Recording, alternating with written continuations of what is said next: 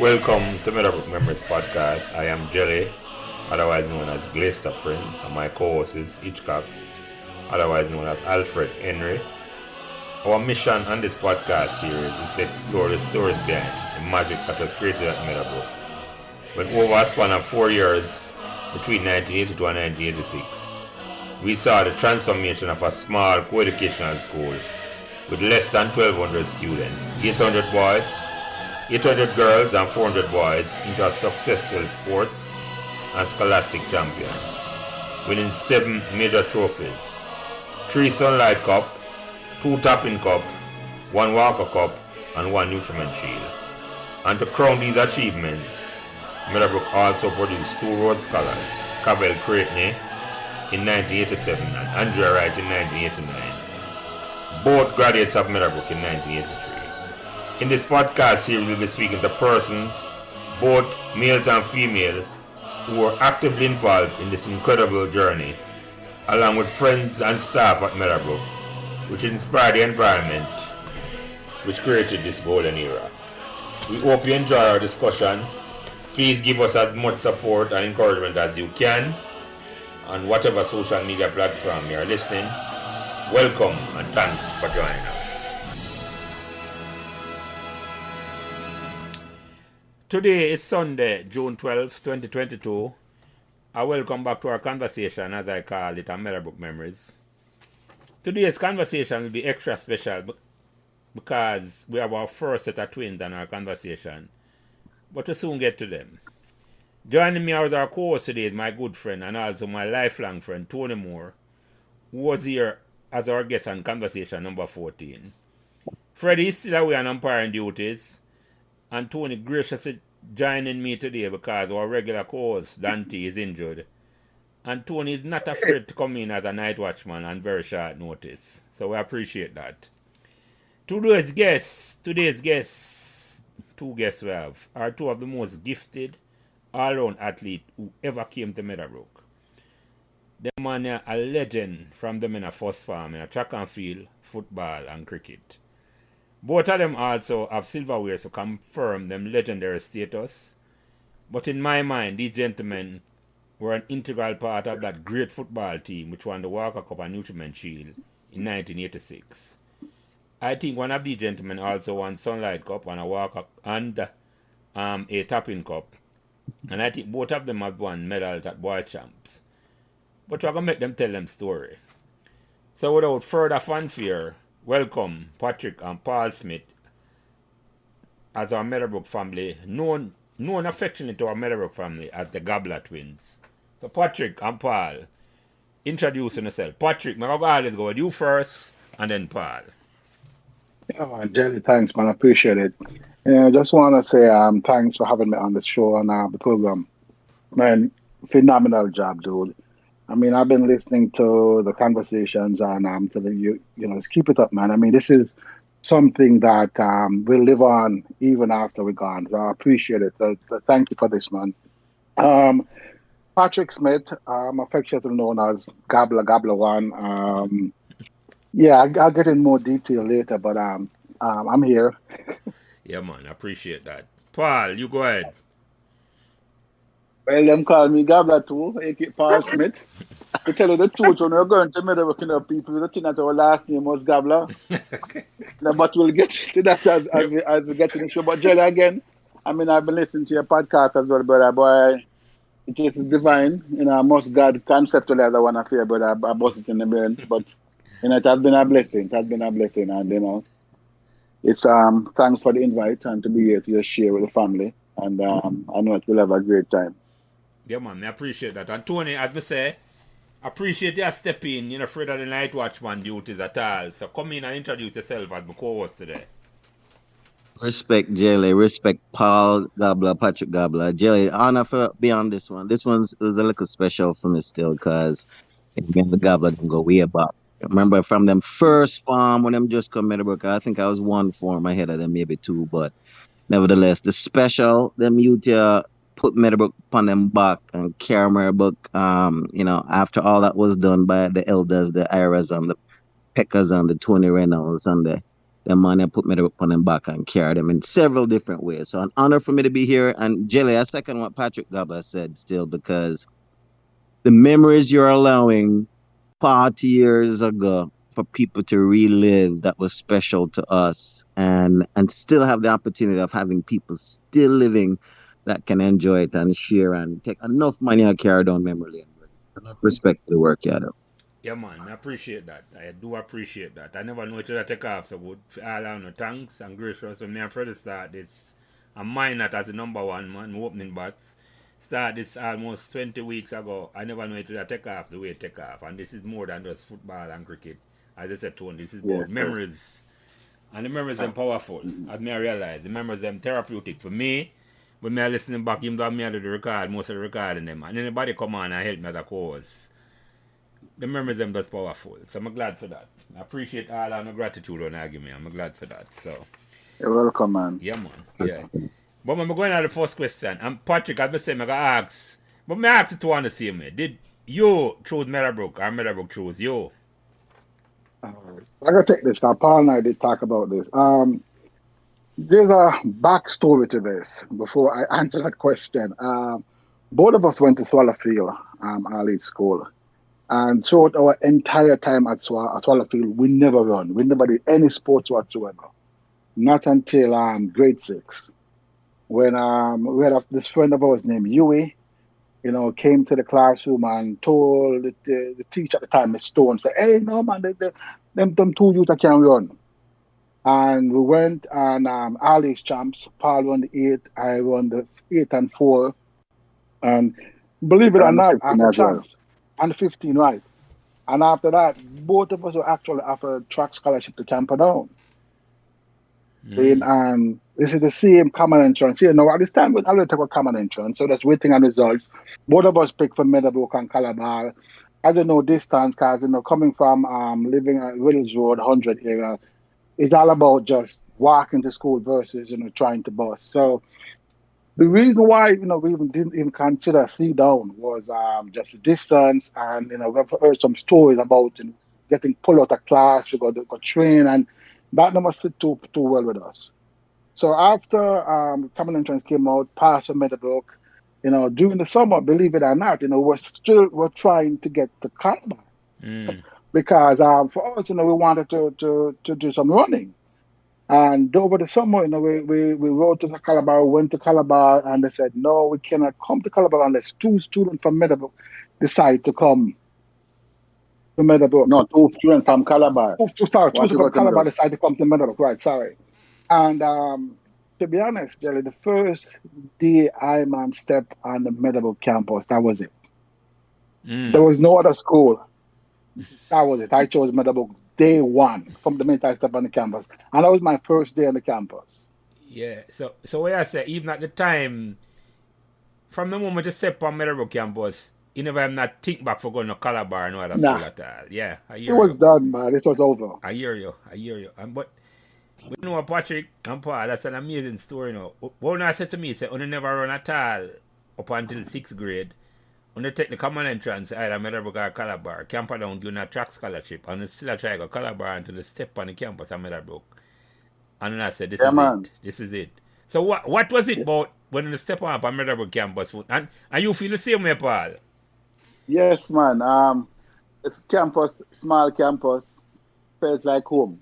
It felt like I was at home. From day one? It was, from day one. Yeah, man. I mean, Boston at grade 7 there with some of my friends, the Paul, the Roberts, Bartlett, Sweetie Charlie, something that was in my Shani Burt, Laia Burton, I know, man, Peter Champagne. Mm-hmm. It was different, boy. I mean, and to let you know also, Jelly, we were the first 2 persons at that time in our family to go to high school. Mm. We never had anybody, and my mother, it was a proud moment for us, just to be there, just to be in that setting, and they would start meeting people, boy, and I tell you, yeah. And for the record, what year was this? First time land by Meadowbrook, what year? 1980. 1980, yeah, that's a year. Man. That was September 1980. Yes, man. Yeah, that time in a that time in a six farm, first year a six farm. No, them the story there, Patrick and Paul. I'm glad me have an opportunity of hear for to retell them story. So understand one of the first in a generation pass for go high school and on a pick Meadowbrook, on a choose Meadowbrook to right. And all me can say that was Meadowbrook gain big time. I had to clear that up Big front. time. Jelly, if I may pipe in a little No man, bit. go ahead, And, Tony. Anytime you want to interject, you go ahead, man. you know, them time the Camperdown have established running program in it. Because if you look on the legacy from Donald Quarry all the way back, Grimman Yeah. Stewart, yeah. them time the man like Blakey was to this date is arguably one of the most popular schoolboy football ever come out of Manning Cup. So the heritage that Camperdown had and the fact that them choose and that was a scholarship, choose Meadowbrook, that was just divine, bro. It was. Them pass the Meadowbrook, but Camperdown offer them. Well, let me ask you something, because this is something I'm going to want to slip by, you know. You say you never want to Camperdown because they're going to take note of the classroom for a run. Right. Yeah, so why that have an effect on you? Well, bottom line was we never believe it or not, we never came to Meadowbrook to do any sport whatsoever. It was never our intention to play ball, to run, to play any cricket. It was just for us, it was just trying to get some schoolwork done, getting in because like Paul said, this was we were the first in our family to ever go to high school. And so for us it was big, and that was, trying to just establish that. As youth, growing up in the lane, you would play cricket, you would play football, and with the run up and dog, the typical thing any like in youth would do. But outside of that, man, it was just fun. It was all about just having fun for us. Yeah, I hear you. And Paul, you want to chime in on that? Yeah, man. There was something that Patrick didn't mention, where earlier champs. Yeah. When we went to earlier champs and Jelly, come I have to share a little story about earlier champs. Is that Patrick ran the 4 and the 8, and I ran the 8 and the 15. Right? Not by choice, and the teacher just came out and we just decided to we'll just run them race there. So when I ran my 8s, right? It's first time I run a stadium, first time I run ever. Right, Mrs. Oman gone ahead, Jelly. So I decided to buy with them, should stay, I'll go with them. So I decided to go with them. I end up running past them, Jelly. And when the race finished, me a man come to me and say, boy, say you just broke the record. so I say, so Patrick ran his race now. Yeah. And I brethren trip Patrick in the 800 meters. And I booked the brethren at the finals of the 800 meters. And the man looked across at me and smiled because he thought it was the same person that he ran against in the semis. Yeah. So Patrick qualified for the finals as well. But I get to understand, so boy, the sprint in big tour at stadium. So I never get to run the finals. At the 400 meter, at the 800 meter.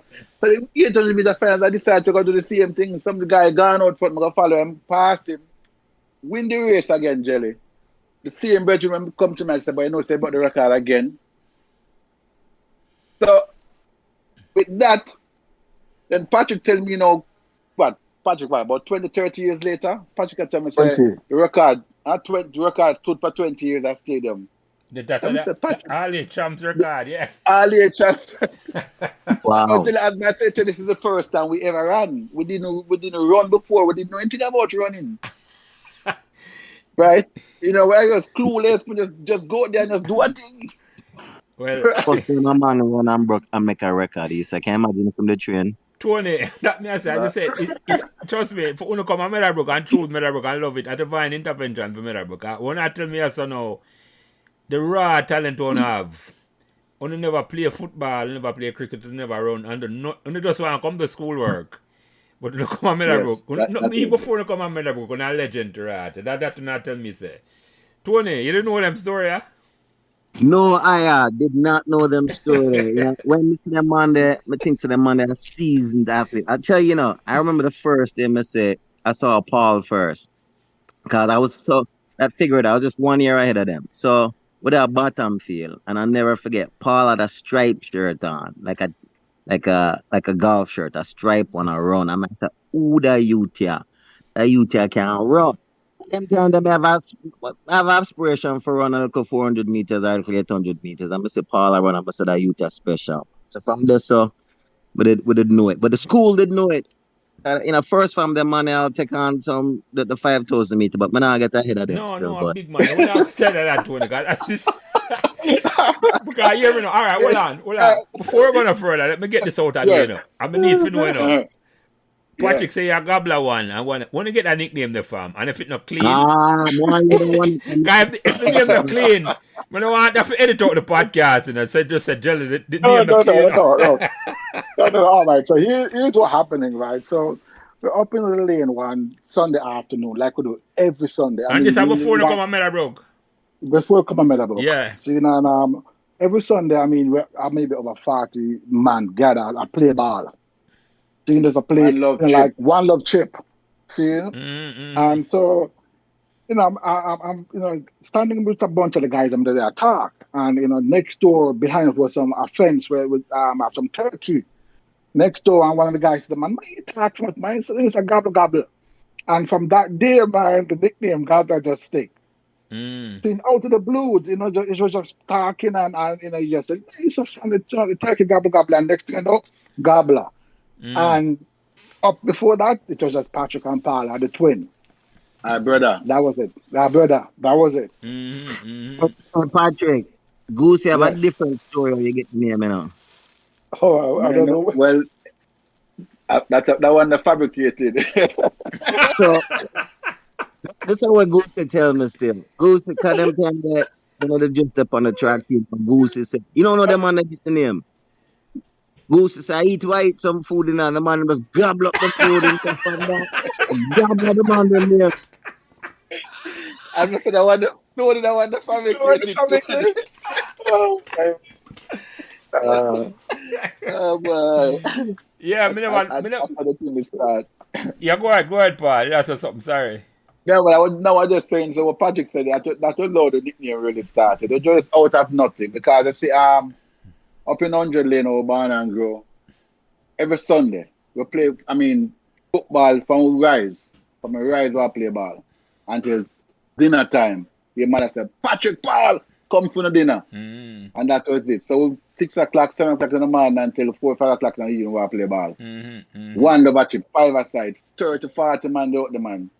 They know it's a championship thing. So that was the genesis of the Gabbler twin. We never think much about it at the time still, you know, just a nickname. No, but the name stick. But for the record again, I forget this one, the record again. Which one on the holder? Patrick. Patrick, Gabbler one. I was going to assume that, but I just want to make sure. Go ahead, sorry. I'm going to share a little bit, Jelly. We're actually triplet. Oh, really? Yeah, it was a girl. The third one was a girl. The girl died shortly after childbirth. Okay. Yes, I make enough people not know this, so yes, I put it out there. Put out there, yeah. No. I'm glad you said that straight, Patrick. Respect. Yeah, man. I'm glad you put that straight. You know what? Well, fair weight name there, we don't know, because on a special. Yeah, legacy there, man. Yeah, man. On a special Patrick and Paul. Just in the first 15-20 minutes with the attack, I said there's what memories of this already, Tony. I want to get tonight. Great revelation of I'm getting that exploits over the month because the man come to school and I know. So hold on. All right. So the first day I'm Meadowbrook now, you say you love it the first time you come on campus, Patrick. That's the first time you come to go to school. I just come visit. No, school. First day of school. First day of school, okay. And what? Yeah, so go ahead. Sorry. No, go ahead. I'll ask a question. No, man. The question I'm going to ask, what make you just fall in love with the school, man? What attracted you about this? What remember about the first day of school, right? That attracted you so much? And I was in, I believe it or not, 7M. That was my class. And Mrs. Wigan was one of the teachers. Wiggy mother. Yeah. And I remember in that class, man, and some of the students, it just, you know, the vibes, the personality, you know, you look around and I'm like, man, everybody somewhere look different, but you just feel like you belong. No man will look at you and say, boy, I feel like, boy, you know, where you come from, where you here and all that. Nothing like that. I never felt like that in the entire time I was at Meadowbrook. And at first in the campus, man, it was like, yes. It's like, this is where I need to be, and this was it. And that was it for me. And Paul, where you fall in love with the first day command? I never felt out of place, Jelly. When I stepped on the campus, as I said before, I like the fact that it was a small campus. So it was like a family. It wasn't big where you find somebody have to walk all over the place. I don't know who it is. And one thing that also impressed me the time that I was there is Spanner. Mm-hmm. Spanner knew every student name. That amazed me. It blew my mind. Right?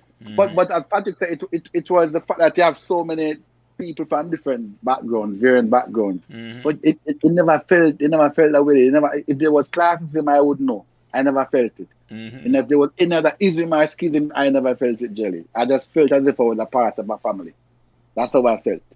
Well, I can attest to that. I started Meadowbrook 1974, and yeah, as John has said earlier, the complexion of Meadowbrook, the little lighter by the time when you come in 1980.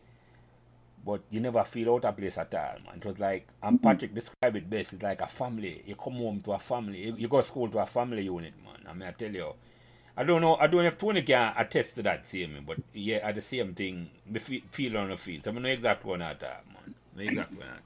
Oh, strongly agree with that, brethren. And when you list in your intro, 800 females and 400 male, that's relatively small compared to the large high schools.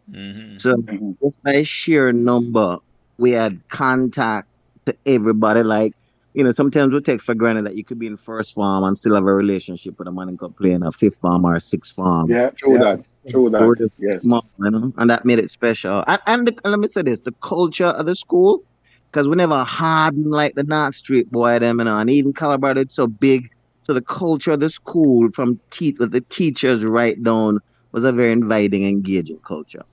Yeah, you see, when we look on that, Tony, it's almost like we were not. I didn't think it was conscious, but we were allowed to create a culture, In a sense, we started to create a culture from, I think, in the mid-70s when we just started going to school, and by the time when they come, the culture blossom in a certain way. That's how you come in, Patrick and Paul and Tony, and you feel a certain, it's like we're allowed to blossom. It's like come like the motto, let your light shine. Let your light shine. That's how I feel. Yeah, it looks best. Yeah. Only know it better than me, Yeah, I can't forget that. You can talk Latin. All right, so the company campus now, what's some of the teachers them want to meet? You call Mrs. Bigger name. Well, look on and I say, right, and them inspire you certainly. Paul, you take that one first. My farm teacher was Miss Jones. We used to call her Crossbones Jones, man. He was also from that lady. And then say first farm. I can't remember tell you which first farm I was in, but I was a great farm. Yeah. She left them out because she was also Swallowfield. She came to Swallowfield as well, so she understood, and she never made me feel out of place. She treated all of us equally. I met there's like a sharp man here, man. Oh, Mr. McGregor.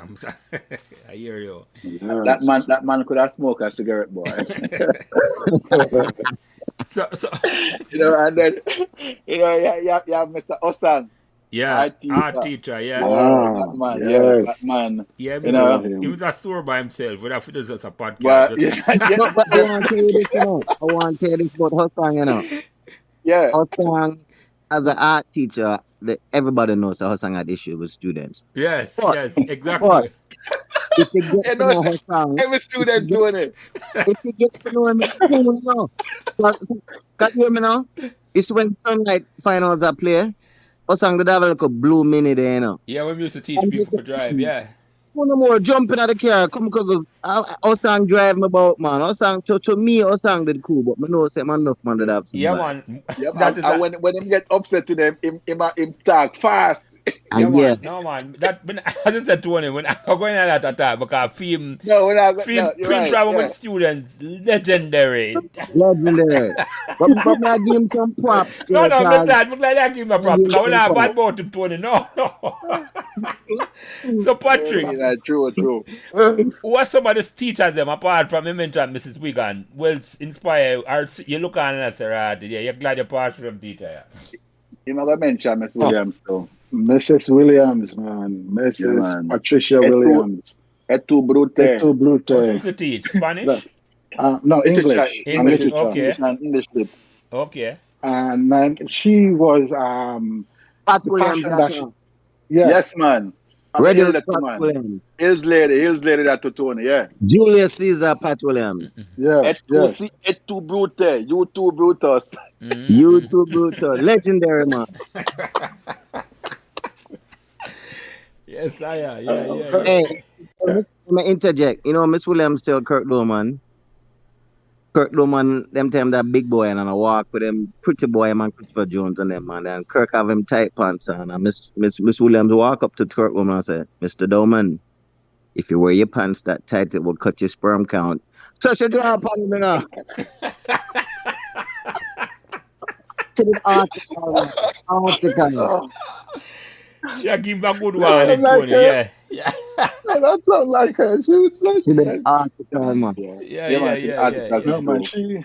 Mrs. Williams, I will never forget her as long as I live, man. She was influential. I mean, the passion that she had teaching students, but she cared, she cared for the students, man. And I saw that, in her, when she teach me and when I she don't just look down on that student and say, boy, single you out. She tried to question it to get you to think. And I appreciated that. And I had a math teacher. I think her name was Nevins. It could have been Miss wrong, but Nevins. Yeah, man, Nevins. yeah, man, love her, man. I mean, she was a spot on in terms of the subject, but also, again, she would say, listen, if you're gonna prepare for a test, and if you come to the classroom the day of a test and I have to trying to go through stuff and try to remember stuff, you're not gonna remember it. So forget it. So if you don't know it's coming in, just forget about it. And that was one of her thing, and teacher that I say I also Miss Gibbons, I think that was her name, my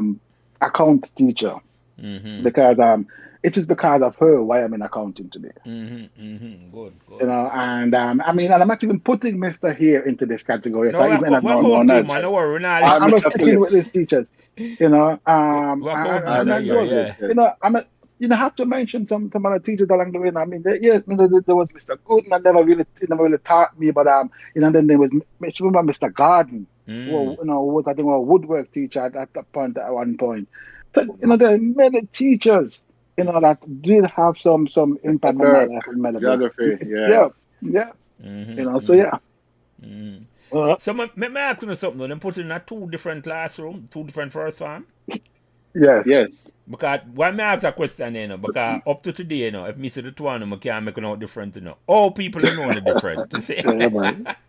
Tony, you don't know if you make them out different, or you know them different. If you spend enough time around them, you know them. Different personality. Patrick a little bigger than Paul in high school.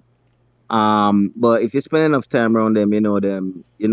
You two unique area personality, brethren. Yeah, okay. So if you don't know them, if you don't around them regularly, because Kevin Reese said that about a match, one and go back for the other one. But we'll talk about that. We'll get to that. Don't worry. We're not going ahead ourselves. But we'll actually next time before we get into the sports thing a little bit. Any man from 100 Lane come and Meadowbrook couldn't at the same year?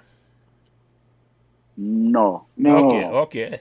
So in a sense, then you represent a lane where boy and you must feel proud of a certain way for come out an environment where anybody at Jamaica know the environment and come out and you come to school and I tell you you fit in so well and blossom. So I can't find a word for describe, but when I get into that at all. So I just find out say so the two want to come out of a certain environment and the two want to pass and come and Meadowbrook because they never get no scholarship. I'm proud of you for that, my brother.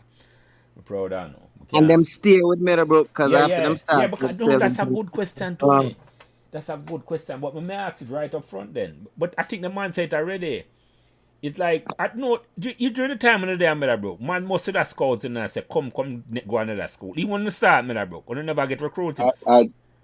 Jelly, let me jump in. Jump in and answer this, Patrick. I talk about while at Meadowbrook, when you reach about what? Third farm, third farm, cold year. Second farm? Mm-hmm. Yeah. Calabar contacted our mother, man. Oh, really? Yeah, man, they contacted our mother and after they kind of heard about us, they contacted our mother and said, well, they now have two persons who want to leave Calabar and come to Meadowbrook. So they will take us. So say no what the answer was, Jelly. Yeah. Them never want to Right? one And already. I don't love no, Meadowbrook. So, no. yeah, go ahead, sorry. Right? And while we're there, right? Patrick management, but while we're there, I did get contacted by Casey as well, to transfer, as well as Calabar. I would say no, all right, because as I said before, there was something about Meadowbrook that they can't really explain about the family environment, and I didn't want to go to a school and feel like a prize pool. I Mm. wanted to be in an environment where it was a family setting. We could just sit down and just talk about anything. Track and field our sports. Even though, because Patrick will tell you this, we sports for us at Meadowbrook wasn't about being competitive. It was just having fun. Mm. We, I will just add to this, Jello. In first form, when we had interfarm cricket and them stuff, how dread find me? I Yeah. play interfarm cricket. Yeah. I'm a bat. I'm at the 44. I'm a smother my wicket.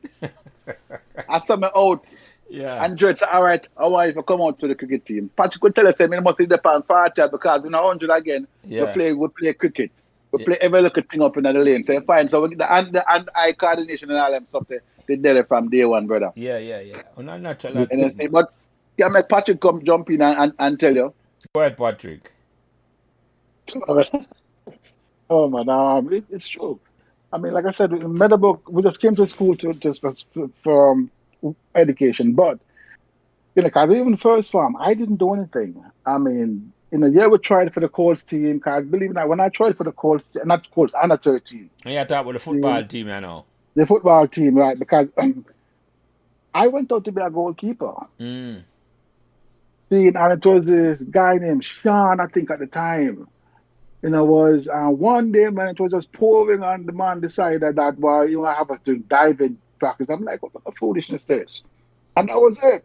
Mm-hmm. And I decided, my heart's going to play, I'm not just going to play defense because, the rule of thumb was back in the days, if you want to make a team, I don't know about the team, I know nothing about the team, start with the defense. Mm-hmm. Mm-hmm. And so that was my plan back then. Mm-hmm. But, all of our school classes, it was just, going, having fun in a meeting. Believe it or not, the very first day of Meadowbrook, I met Andrew Ferguson. No, me And just this is talk about. Chris Ferguson, brother. Yeah, And man. Chris will come on last week, And yeah. the dude, at the time, Andrew didn't know who I was. No, but and Andrew challenged me to a race. The very first time I looked at him, I said, no. I mean, I don't know you guys. I mean, I'm not, because like I said, I wasn't interested in any running. But again, he didn't know who he was asking. Mm-hmm. Which was interesting. So from there, and even when move around to after getting to that second half of the year, and sports day came around, I only won the 1500 meters. Mm-hmm. Paul was the one who decided to do everything else. Mm-hmm. Mm-hmm. So I want to tell you, saying Andrew Ferguson, because me and Fergie usually trained together when I was on the track team. I named it out for Patrick. Patrick was his number one competitor, right? So Paul had separated himself from the line. But Patrick would do some sprinting. Fergie there, I watch Ferguson, Oh, Fergie, Patrick man. I love Maguire, Fergie. and another youth from Ward. I can't remember him right. Mm-hmm. Oh, boy. Yeah, so Let me ask you this. When you guys were in first form, did they have interform track when you were in first form? No. No.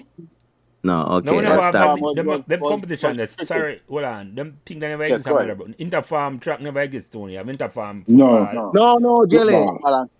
Yeah. we don't have And it in cricket. first form, man. Oh, really? Me never aware, right? Maybe because I That couldn't run man at all. Sorry. Go ahead. No, we had football and cricket. and cricket. Mm-hmm. So Yeah. Mr. Owens had interfarm track, but after he left, it must have did drop. Cause man like Paul Okay. Chalmers and Hugh Lindsay Yeah, usually he maybe left you're up. right, Tony. Maybe you're right. But trouble because I know my track ability is so limited. That not even something that I remember. Well said. Well said. When you don't know so me already. So yeah. But let me ask you something now. So you come up on the campus now, and anyone I know can take this first. What's some of the other student them in the look on pan in terms of say, first of all, in an age group, our man, a little older than no, our bigger man than no, only look on and I say, right, the man I play for Meadowbrook. One of them there, more. Who are some of the student athletes I'm gonna admire? I'm gonna put it out question away there. I'll tell you, Tamo, in That's Howard Thomas. Howard Thomas, Mm-hmm. John Meir, John Muir, yes. Mark Farley and Delano. Leggy, Lizard, Leggy, Lizard. Who that? All Give him the right name. nickname. Give him right name. Who that? Delano Delano McFarlane. Delano, yeah, okay, yeah, go ahead, yeah. Yeah, man. and there's a guy on the named football- Grant as well, man. Yeah, Leighton man. Grant or something like that him name, I think, yeah. You know, and don't forget the car in the Paul, Mikey, man. Jeez. Who that? Yeah. Mikey Carr. Mikey Carr, Yeah. yes. That's a Donovan Carr, younger brother. big up, No, man. a different Mikey No, Carr. Different Mikey Carr, that really, yeah? Yeah. Yeah, man. And on the football side, man, my boy, I can't even name all them, man. You know, go through Ira. When you look at Byron, you look at dude named man, Mr. Charles Byron. down the wing. Byron Nunes, little Byron. big man. Iron. Like a big man, respect, man. Yeah, man, I mean, Killer with chat. Tony. Who that? Tony Reynolds, Two of man. them, the man they come up, man. Legend them there, yeah. Got the man, You know, yeah, go ahead. we can't forget the name, man. Him come from down at the area with Freddie. Do you have his name? I always have some. No, man, I Bubba Rai I talk about, man. Bubba Rai. Bubba Rai. Jim Wright, Hitchcock brother, yeah. Bubba Rai, man. The great Boomerang. With the bow leg, yes.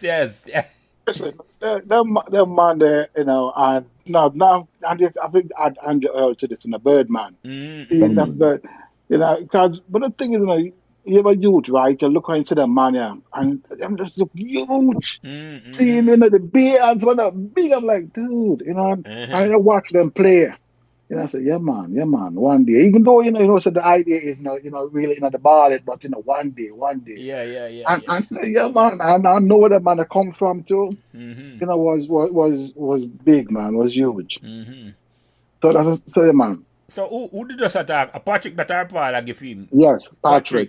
Yeah, that's what I forgot. So Paul, you go ahead now. What's some of the sport? Because hold on, before I go ahead, Paul, why it end up that you play more cricket than Patrick?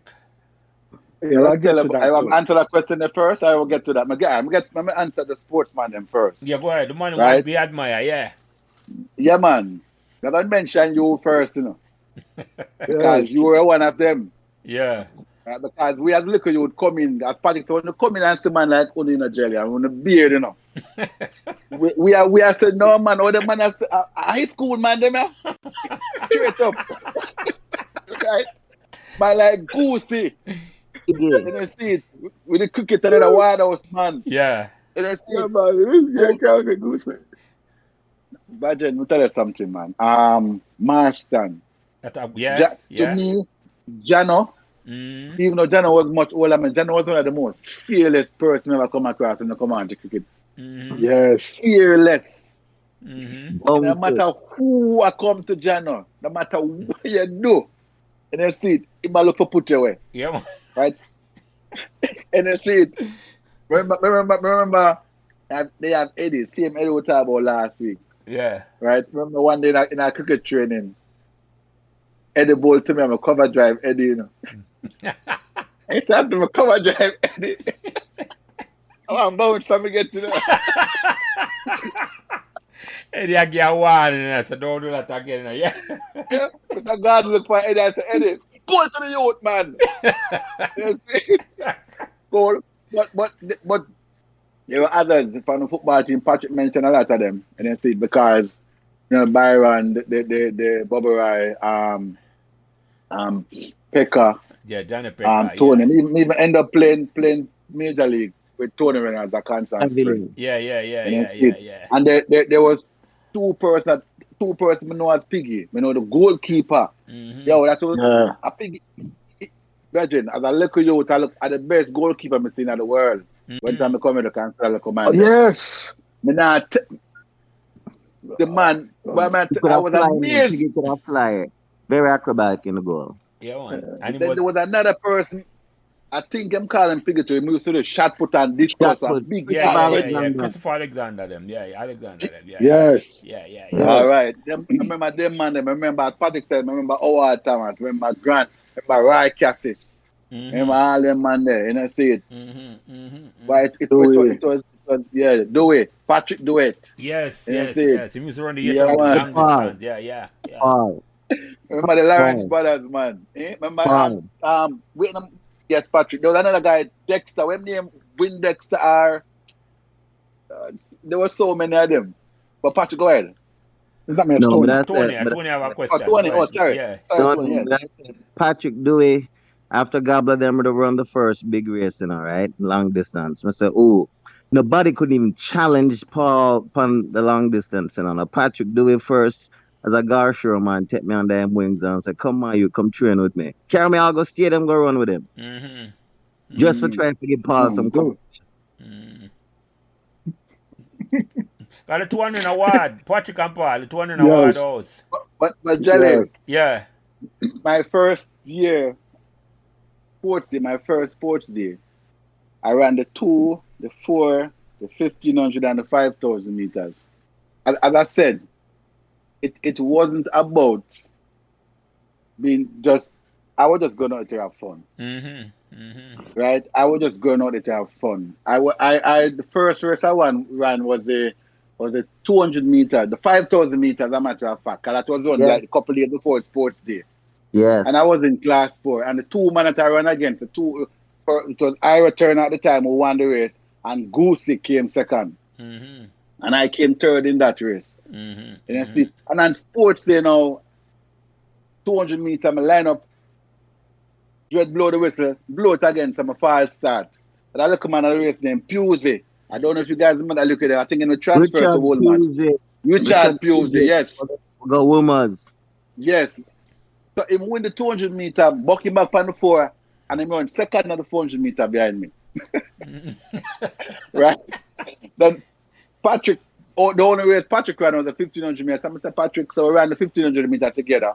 I'm going to say Patrick go and go win a race, and Patrick go win him a race. Then the 1500 meters. But truth be told, as I said, we weren't like sprinters, and it was a situation where, okay, me saying I'm going to do this and Patrick going to do that, because we both could do both. We both could do from 1 to cross country. We both could have done it, because that's how we grew up running. We grew up just running up and down. We never come from prove no point, man. You just come for have fun, No, man. You understand what I say, man? You understand exactly what I say? No. And in the environment, when a man have pressure on this and you have to do this and have to do that, you know, just say, we just compete. And that was a wonderful thing, my brother, because that means that you're not going there a whole heap of friends. You never come for show up nobody, so you're better than nobody or nothing like that at all. Just as you're running out fun.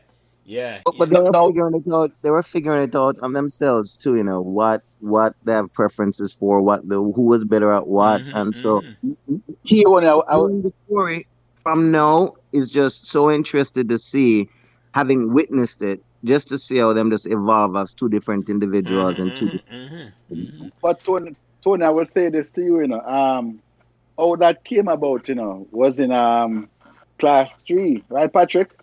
Yeah, 9th grade. It was class 3. Yeah.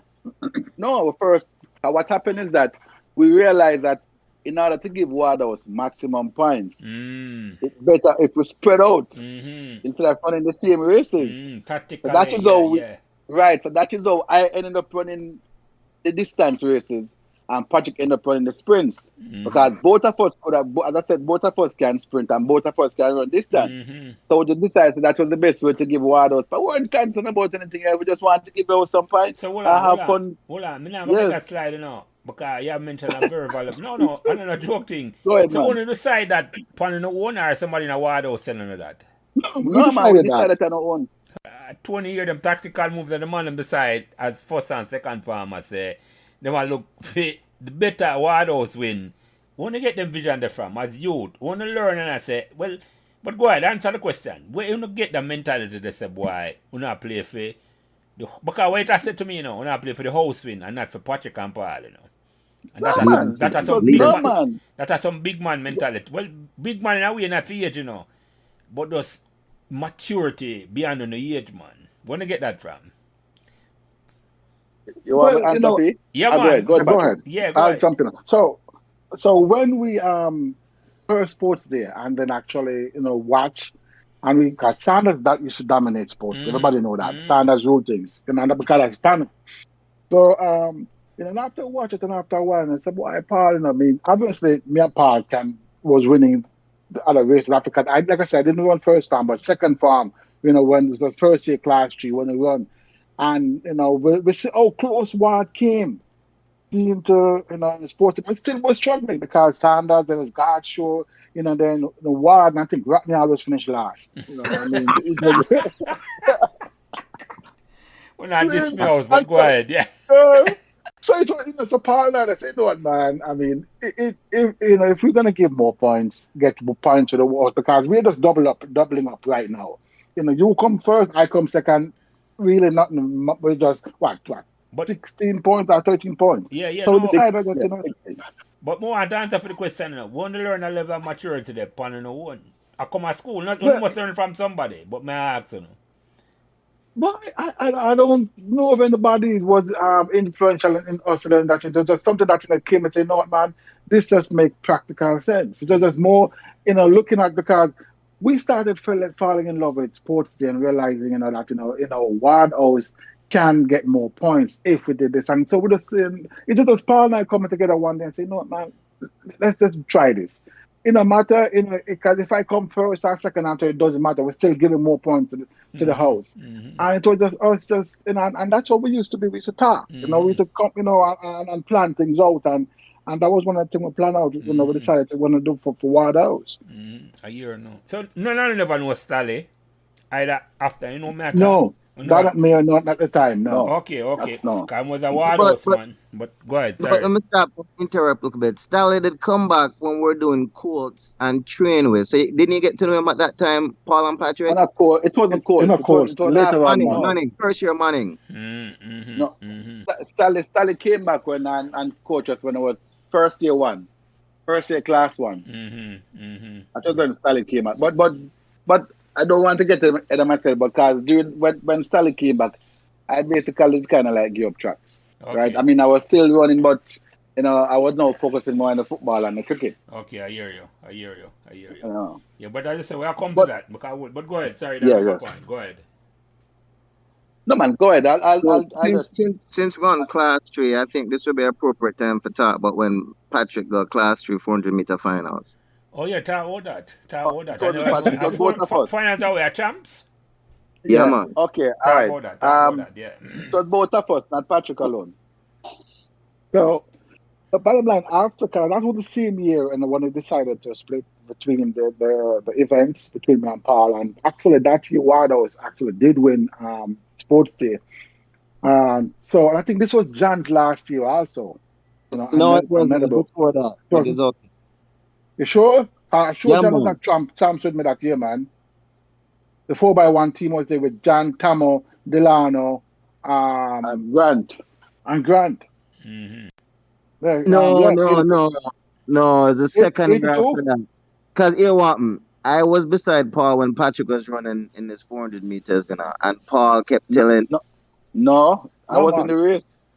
Nope, not the finals, Paul. I was in the Yeah, race. Paul was in the finals, man. A champ? Okay. Yes. So let me tell you what happened. So the 400-meter finals, Emma went to champs, and the favorite was pretty much a guy from States, followed by, and then there was champion in second. Mm-hmm. But there was the favorite was guy from Kiri from Camperdown and Calabar, the usual name, and so Black Patch and some other guy. Yeah. Mm-hmm. So Paul was in his east, I was in my east, and they go on and give me lane 8 in my first east, because I get a Meadowbrook. Nobody know about Meadowbrook. Nobody know about Meadowbrook, and didn't nobody. I mean, unless you know who Patrick and Paul was, you wouldn't know. And so when I get into the blocks and took off, I mean, that was it. Nobody caught me, so I qualified, from lane 8, and up winning my heat, right, and make it to the semifinal. And to the semifinal, because I wasn't up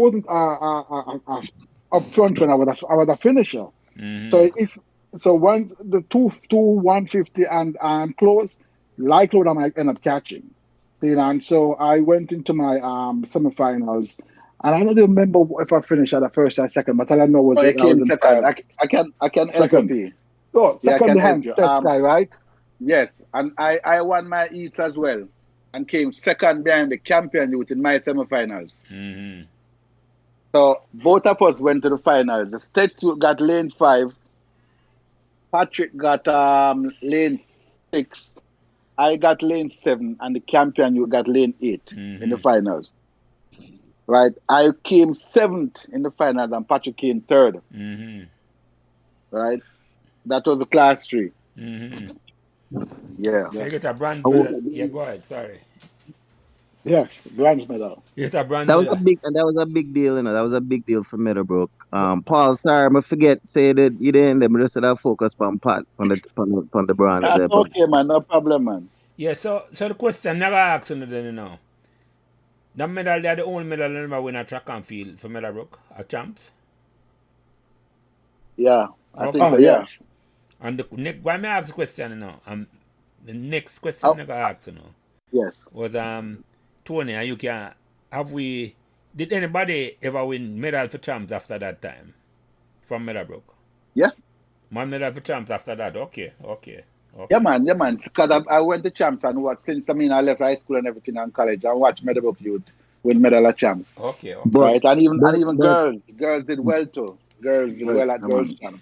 but But Jelly, just to say this, Mr. Jelly. to answer your question, Jelly, in that Oh, era where Paul and Patrick was, John came the closest, but I don't believe anyone won a medal during that era after Patrick had won. And I'll go even add some additional commentary in saying that Patrick and Paul didn't take the track as serious. It wasn't their only focus. It was, they didn't take the track as serious. Had they taken it as serious, because remember now, them man have played 3 different sports. This would have been better. But in my opinion, Owens had left, the coaching had left. Phillips did as best as he could, but we didn't have any resources. So it wasn't like the man was being no coach. Yeah, exactly. That's true. Yeah, the track and field. You're so right, Tony. You're so right. Mr. Phillips did the best that he could, but we never had the resources because when we went to champs that year, we ran in a dirt spikes with dirt teeth. We didn't even know the difference that they had spikes for chevron and spikes for dirt. With different teeth. We never know because we used to just get hand-me-down spikes. Yeah, whatever spikes we could get. Yeah, we didn't even do any background work. We didn't do anything about background work. We just go there and with the right and just did what we did for our school. Yeah. Because I would back up and let you know this, Jelly. After sports day that year, I think it was about 8-1 now. Mr. Phillips came with the champs. I went to champs to run the first race I was supposed to run for Meadowbrook was the 5,000 meters. And I got diarrhea. So I didn't get to run. And I was about 12 or 13 at the time. Right? And so got the experience early. Right? Got the experience early at stadium. Walking and look at it. I was looking pretty excited. I was excited to be there. And even though I didn't get to participate at that time. So when we went to the Class 3 finals and we look back at after the race, and we see these 2 guys who came first and second, we said, boy, we felt that way because it was just, we wish that, there was more that the school could have done. Because one thing that I loved about Meadowbrook was that there was so much talent there, but no one would know. Nobody knew unless you were amongst us and saw us when we compete amongst ourselves. I would say this to you, Jelly and Tony. Meadowbrook Sports Day was the biggest and best sports day in Jamaica. Just to let you know that. No, without any apologize for that. The biggest, and students from all over Kingston came to Jamaica, the Meadowbrook Sports Day to watch. That's true. It wasn't again. If I may add a little bit of commentary to Patrick's bronze medal, because it wasn't that he came a distant third, him run down the second youth, and had he finished a little stronger, but clearly the second youth barely laid him out the second. So you could argue that he was almost second, and it had been a couple more meters. Nevertheless, that was there to witness it all. Yeah, but you see, when it comes to Meadowbrook, track and field was like a forgotten. It was. Yes, man. Of all the sports, we play Meadowbrook. Bastard Pitney. And this, that's a better word. And, football was number 1 with resources. followed by a little bit by, in a sense, I would even, I miss a year in a sense, I get to me right now in terms of say, because I think I love cricket more than football. Because cricket team come Yes, there, he like, did. yeah, Yes, so, yes. you see me, I said to It you, was so more cricket, because than even though we never get resources, but we have miss a year, I don't say we never need no resources. But the force of that man push it to a certain level where it's like, we Oh, start, definitely. but so when I get Eh, to me, I know, when I the Jelly, first, yeah, go ahead, Jelly, Tony, sorry. talking about trap. Just one last question. Paul and Patrick, was Courtney Strudrick there when you guys were there? No, No. he wasn't there. Courtney would not have been there, Tony, but Trojan was before us. yeah, We came Courtney, and sized him up on the board yeah, along with some other persons. yeah. Him leave. Uh, Yeah, go ahead. Another time we talk about this, but one of the fastest and most competitive 100 meters was one between a youth named Strudrick, a brethren named Glenn Brown, Yeah. and a next named Ivan Hart. But we'll talk about that next Yeah, time. man, yeah. Okay. Yeah, we know them 3 man are good Tony. So I Yeah, know, yeah. you know, Ivan Hart. Yeah, so all right, gonna come on Meadowbrook now, and the first time in the meet this year, Paul, you take that first. That was PE. The Yeah, first time I met Mr. Ear. Yeah. I read the interfarm cricket. And so Mr. Ear, invited me to come and try out with the Under 14 cricket team. And I remember Itchy was bowling, and Itchy bowled a ball, and I lit me in my ribs. And I threw down the bat, and I said, listen up, man, I'm playing no more cricket. Mr. Ear said, pick up the bat and bat! Pick up the bat!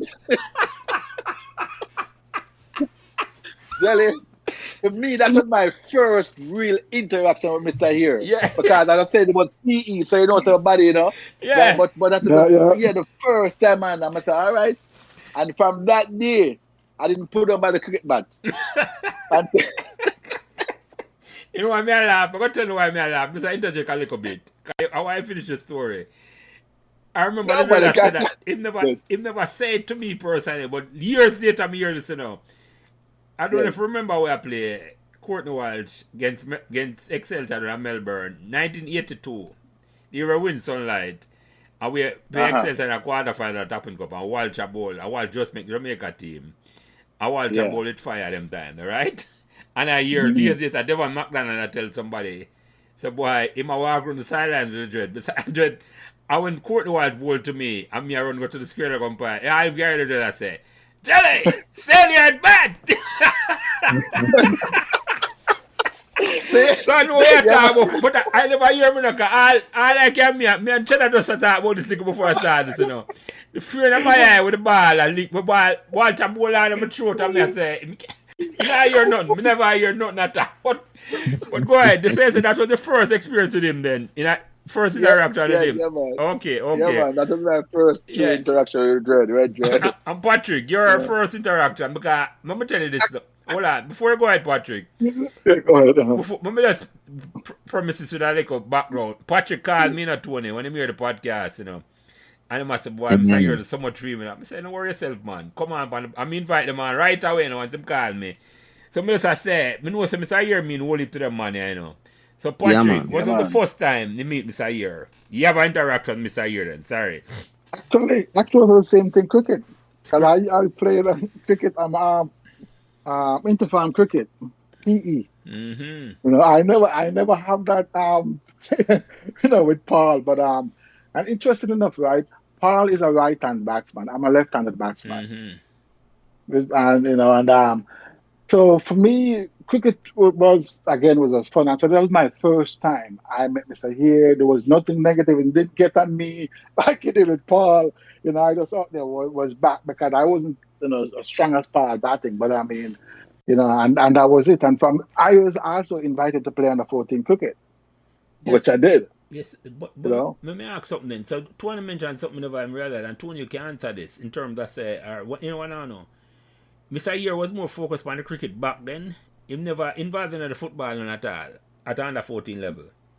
Yeah, man, he coached the Pepsi team as well. The Pepsi team. But they never interact with him. It's funny when I say interact with him with cricket firstly before football. That's why I'm asking. Yeah, man. Yeah, okay. We play.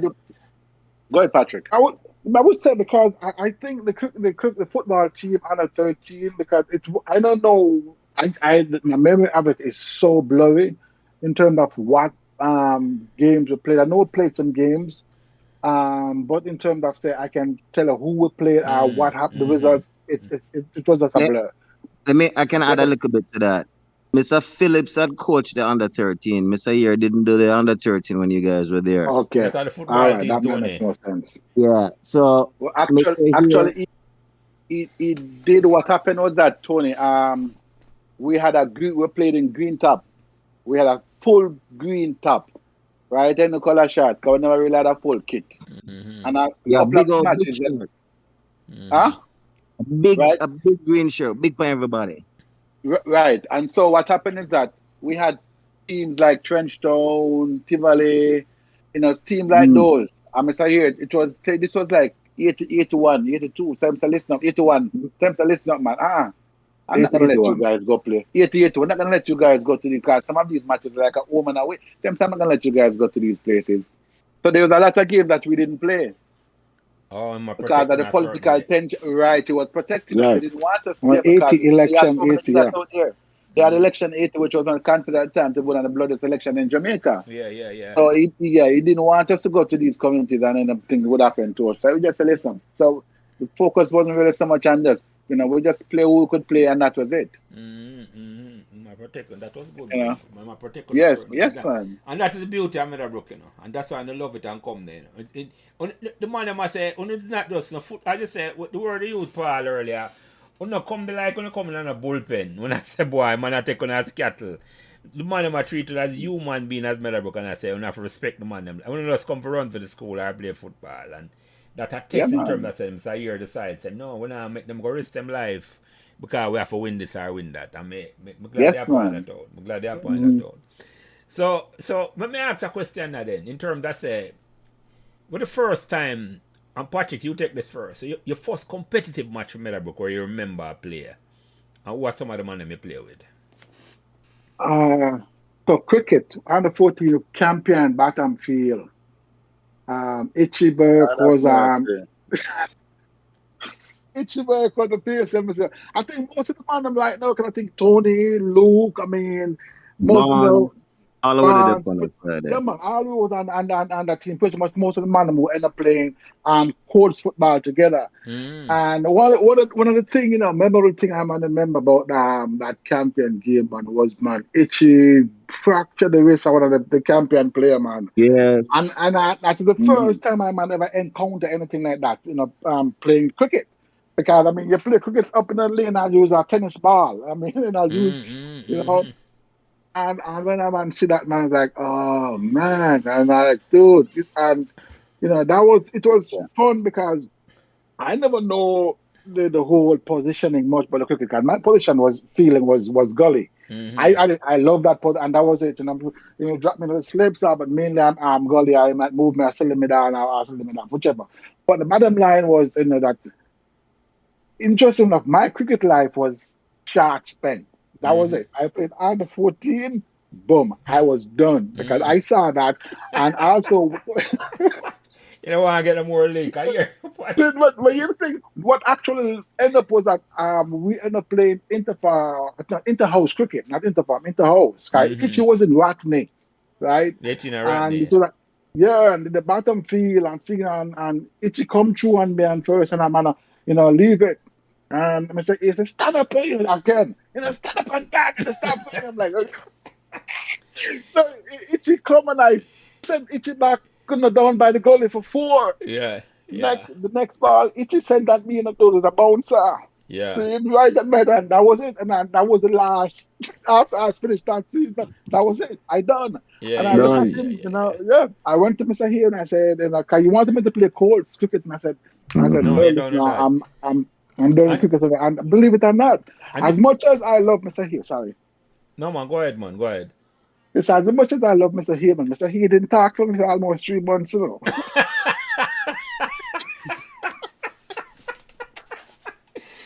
It must have vexed when you give up the cricket because you shall come on. The question, what year that was? What year this was? Just to context. It's an 83. But it's a normal. It was 82, 83 was cold cricket, remember? Yeah. Because the same Yes. team that played 82. under 14 Yeah, football played played under correct. 14 cricket. Yes. All right. So it was yeah. No, go ahead. No, go ahead, man. You go ahead. Don't let me interrupt So you. it was in the days Patrick, when I coached cricket. repeat yourself, Patrick. Yeah, I kind of break where I look. Go ahead. sorry, it was about 82. January through that early part of 82 was the coach team, cricket team, which was Paul and Tony Alosman and Jano. Yeah, And that's a team I said I wasn't going to play on. yeah, And that's for the time. yeah, Yeah. I come up. That's the Yeah. year I win Sunlight for the first time. But I come up to Yes, that. I come up right. to that. Come on, Yes. to the reaction on that. But before I go to you, Paul, and in terms of say, with the first competitive match you remember I played for Meadowbrook, either cricket or football, is Patrick, were you aware so when Itchy come at school, a leg break Itchy a bowler, you know? Itchy wasn't a fast bowler, you know, and him a come up from you. Itchy, Tony, you know that? No, me heard from the podcast. I never did know that. Yeah, man, Itchy was the first time I see Itchy, because Itchy come at school, Itchy was in the same class as Richie lad, my cousin. Yeah, man. All the way are the same. Yeah. Right. So Itchy used to bowl a leg, and Itchy ratney like Richie. Itchy used to bowl a leg break until the dread turn him in a fast bowler. Like when me and do with Walsh anyway, because like the dread had that say Frank can bowl leg spin, he can bowl pace. So I Itchy became, apart from cracking, me never see Itchy in him finance as one of the fastest and most fearsome bowler come out of Meadowbrook. But he will come tell him story. Yeah. So Paul, Itchy body did change, you know. Itchy got so big when him licked about third farm, man. Right, Tony, exactly. Him they get so much more muscular. So strong. Yeah, I'm big. Him shoulder them get big. It's like, yeah. Because in the early years, you know, Muller, like I told you, Muller used to dominate all them as cricketers, you know. Yeah. But them, you know, Eddie Pyle touch up Muller and Muller kind of back off on them. The rest of the one develop away. So, Paul, what the first competitive match you remember I played for Meadowbrook? Either football or cricket, no matter. Yeah, man, I remember that cricket match, but I won't talk about that. Under 16 competition, a bottom field. That was before Colts football. When you have the Phoenix, you have the Derek Castle, and those teams. That was the first I can remember. I played. That was a precursor to the Colts team. Yeah. That team was a precursor to the Colts team. Raymond and I was the midfielders at the time. We had a very good team. We had a very strong That's team. Raymond Robinson. Yeah. Raymond Robinson. Yeah, man. Very good player. Very good player, man. You know, see it. Good. So we ended up winning that competition, right? And that was a shock because nobody got invited us to enter, but they didn't know the quality of Meadowbrook team. They didn't know anything about Meadowbrook. Wagga was a KC man. They know the KC man. So the teams that were there made up of KC guys. They had JC players, which is Phoenix. They had guys from Woolmans. They have Lawrence Herrera and some other guys. Yeah. So it was those guys. So man never know about this little Meadowbrook team, right? Are these guys? You know, so when we came and we mash up, because the first match we played, we beat a team 12 Love. And that team, something there was on, it was 17 one to beat them. 17-1. It was Walter Boyd was not Walter, Ard Boyd was the captain of that team. Boyd, older brother, yeah man. Was the something there. In the report after a while, I don't even see the report. And then can you play each team in zone twice? The Meadowbrook record, you know. Yes, man. Yeah, man, 17-1 they got, man. And they will play them at the second time, and they got 12 love from us. Right? Yeah, man, we're team with ruthless now. We're a very good team. This is the summer of 82. Yes. After the summer of 82. Yeah. After the summer of 82, yes. Hold on. Paul Gabbler, you remember who get man of the match? Who get man of the match? I get MVP for the tournament. No, who get man of the match for the finals? I don't remember, you know. All I know we played something there. We played Derek Castle in the finals. We played Phoenix All-Star in the finals. No, Phoenix was the semi-finals. Guys, it's in the yearbook. Trust me. We play Phoenix All-Star with Pat Cover and the GC in the finals. Listen, man. I can 4-1 Phoenix get famous. Semi-final beat up Phoenix 4-1. That game was a game that they decided we wouldn't stand a chance of winning. And when we destroyed them and got to the final, man, because the league, the thing wasn't set for us to win in it. It was set for Phoenix Derek to make and it to Phoenix the to go to final. Derek final. Castle. With Derek Castle, yeah. So let me just say this. And guy, Jelly, you have the yearbook there with you, and all you have to do look on it. Yearbook wrong, man. The yearbook, yeah. Trust me, man. We play the JC guys, and with pot cover was the matchup of the finals, and we win 2-1. And Paul Gabbler got man of the match because I did it with him. Score wasn't 2-1, man. A 4-1 them get 4-1. Yeah, but you know what? Hey, you know. Detail. The next man I come correct the detail. Yeah.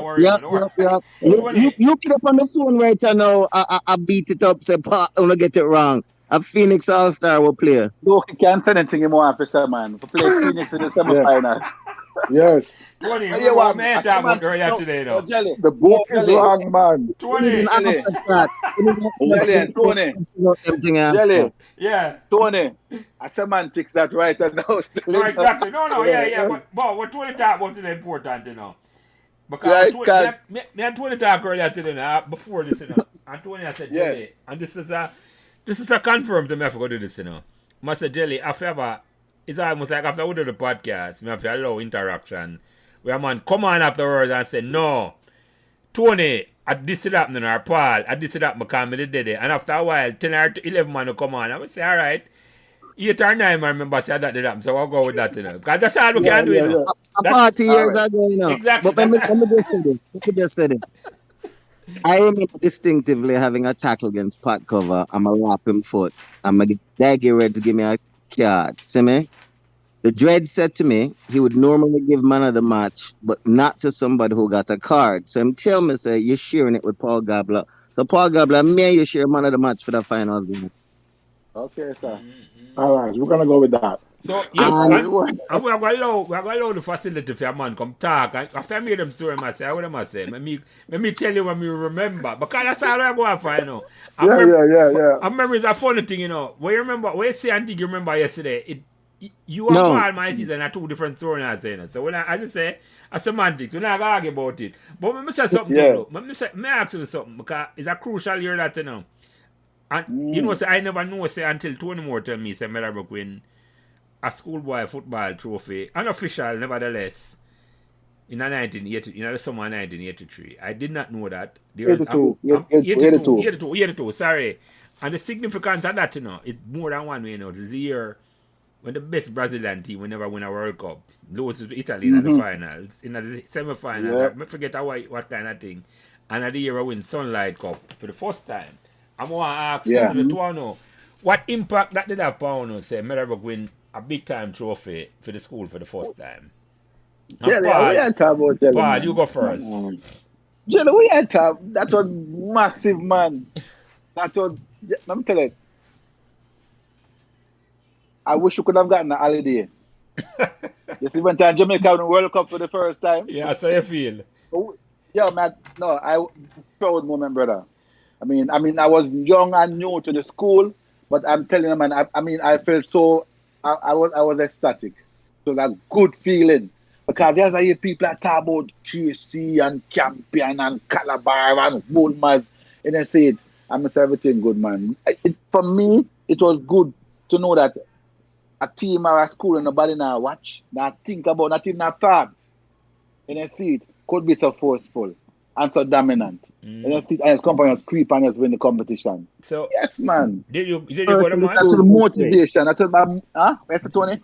Go ahead, Tony. Sorry. The first trophy in this first football trophy in the school history ever. That's the Deer Castle thing, but I think you want to talk about the Sunlight, Tony, because I remember the Sunlight. The Deer Castle thing, because it was an official school tournament. Nah, man, the Sunlight Cup, 82 Sunlight Cup. When I look at Jello, I don't want to blaspheme, but when I look at all of you guys on that team, when it was like gods, straight up. No, man, I tell you that, man. So were you at the finals? Right? Let me ask you the question. Were you at the finals? Which part of the finals? Jello, I don't even remember. Because I don't even remember if I was at the finals. That match I have to tell you, you know. It never matter. You just know what's ever win. Because Jelly, I was following the football team and I was following the Money Cup team. right later that year. And he said, but that team, that 82 cricket team, man, I'm telling you something, man, it was a catalyst. It was a catalyst for something great in the history of the school because it's like we just took off from that stuff. Well, We that's just took true. off, Papa. That is true. Yeah, I man, we think just that took off, motivator, man. then when you come and I play the Yes, summer man, bro, tournament, it's like when I say, when you realize that Meadowbrook can beat up them things, so when you just start stamping the class and authority upon the thing. It galvanizes into a certain way where it's like, yeah. So Patrick, what impact that victory in the 82 something like that on you? I would say it's just tremendous. Because here's the thing. If you know most of the man on the team, and that was the beauty about it to me, is that yeah, you just win a trophy, these men are a champion, or you win a title, and where they talk, oh yeah, there's an air about them. You can't even talk to them, you can't even read them because them face of why them are the top, them untouchables. You guys were not like that. That was the beauty about this team, that we knew everybody on that team, and I felt connected to the team, man, because it wasn't about boy, Jelly or whoever else was on the team, and this was their title. It was Meadowbrook's. That was it. It was the Meadowbrook title, and the entire school shared in it. And I think the reason why that atmosphere was like that was because of Miss McLennan. I mean, she did push. She always encouraged the sports teams. When I remember, but in the fact that when I look back at the teams, and especially the 82 Sunlight team, it was like this was a family. It was just like your brother, your sister, and your cousin, your relative out there. And I said, yeah, man. The man them got to go represent Meadowbrook, them didn't got to represent themselves, and then come back and it was the same year. Think about it, was the netball team was also blowing up big. Was the same year. So things were happening. So the school was like, those were at this tipping point where what, man, things need to start happening, and this was it. The motivation. Yes, you mentioned something, it's important, because when we look back on the team picture, anytime we look on one of them team picture, for the 82 team. If you don't notice, it's about half of the man them in a fourth farm, Reese, TC, Jano, Marston. Is a wood. Me have a picture in front of me. Miller, right. Itchip, right. So, what I said, enough younger you. Yeah, man, Eddie Pyle, exactly. Yeah, man, that's true. It's true, Jerry. You're so right. So that is why, in a sense, it was just. It was a team thing, man. It wasn't like, say, a pure big man a player and you can't relate to them. And that's something you feel too. Even as captain of the team. I've been telling all the while, I know, say, not even feel. I know, say, me was never the best player on the team at all, But I just love the fact that me could have played with some man who gonna make me look good. Because I me now make the run, them bat better than me, bowl better than me, and feel better than me. And that was the thing for me. It was a team thing, man. And a whole heap of youth there they will play. When I say rated, Jelly, we have to talk about leadership. When you look at that picture that I take with Miss McLennan at the tennis court, the two grey back man are you and Piggy all the truck. Yeah. Master look like little boy, Little look like a foot papa, Tony. No, sir, like him should be dead. But the Kevin. Reese and man named Miller and Eddie and some young true attack, man. But you're right. You're right, Tony. I understand what I say. You're right. It's the leadership in terms that say the youth them brown way and never feel like say them worked out of place. It's like Meadowbrook itself. Man. The vibe is nice, man. But it was all, as I say, Patrick and Paul, and keep repeat that. It was fun, in a sense. Remember most about that scene more than anything else. Oh, when and that was the pinnacle thing, But the best memory them we have, and the training them, Yeah, man. Training session. Man. I mean, no one ever come up to that and I say, I remember enough more about the training session and some of the match. Yes, man. The winning a testament for the training, but it's like, so much more fun that training, I say. But why I bring up the 82 thing for point out to at the same summer now, when you go play in a football tournament, and no man expect on the win, But it's like, it's a 2 attack. When galvanize on such a level, it's like when you're not play. One of them feels in the school can beat, And the mentality in the starter. We're not better than school. And if you're not better than them not better than I would go as far as to say that there was a new era that started after that year, Jelly, where, like I tell you, fear was not in our mindset. We just knew that we could because we're winning cricket that year, we're winning football that year. So from there on, there was just no fear. If you see something happen, then you can build on that. And because we see you guys being victorious, we just know we could have built upon it. But let me ask all on something though, because we get some ladies, some girls that come on later. This week I'm gonna bring them on. I'm gonna ask you from the perspective. How did this motivate the girls them in the school when in a class with? Paul, you take that first.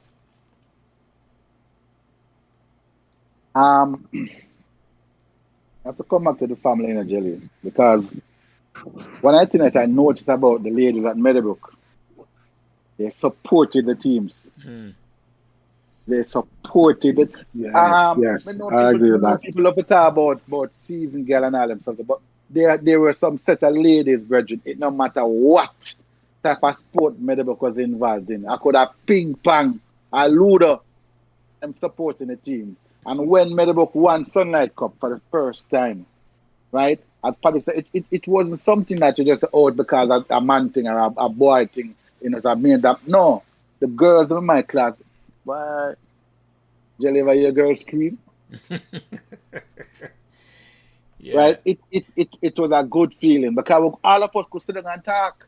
yeah, Because yeah, then I realized that a lot of young ladies in the school that knew about cricket. yeah. I It hear wasn't you. just about volleyball. They knew about cricket.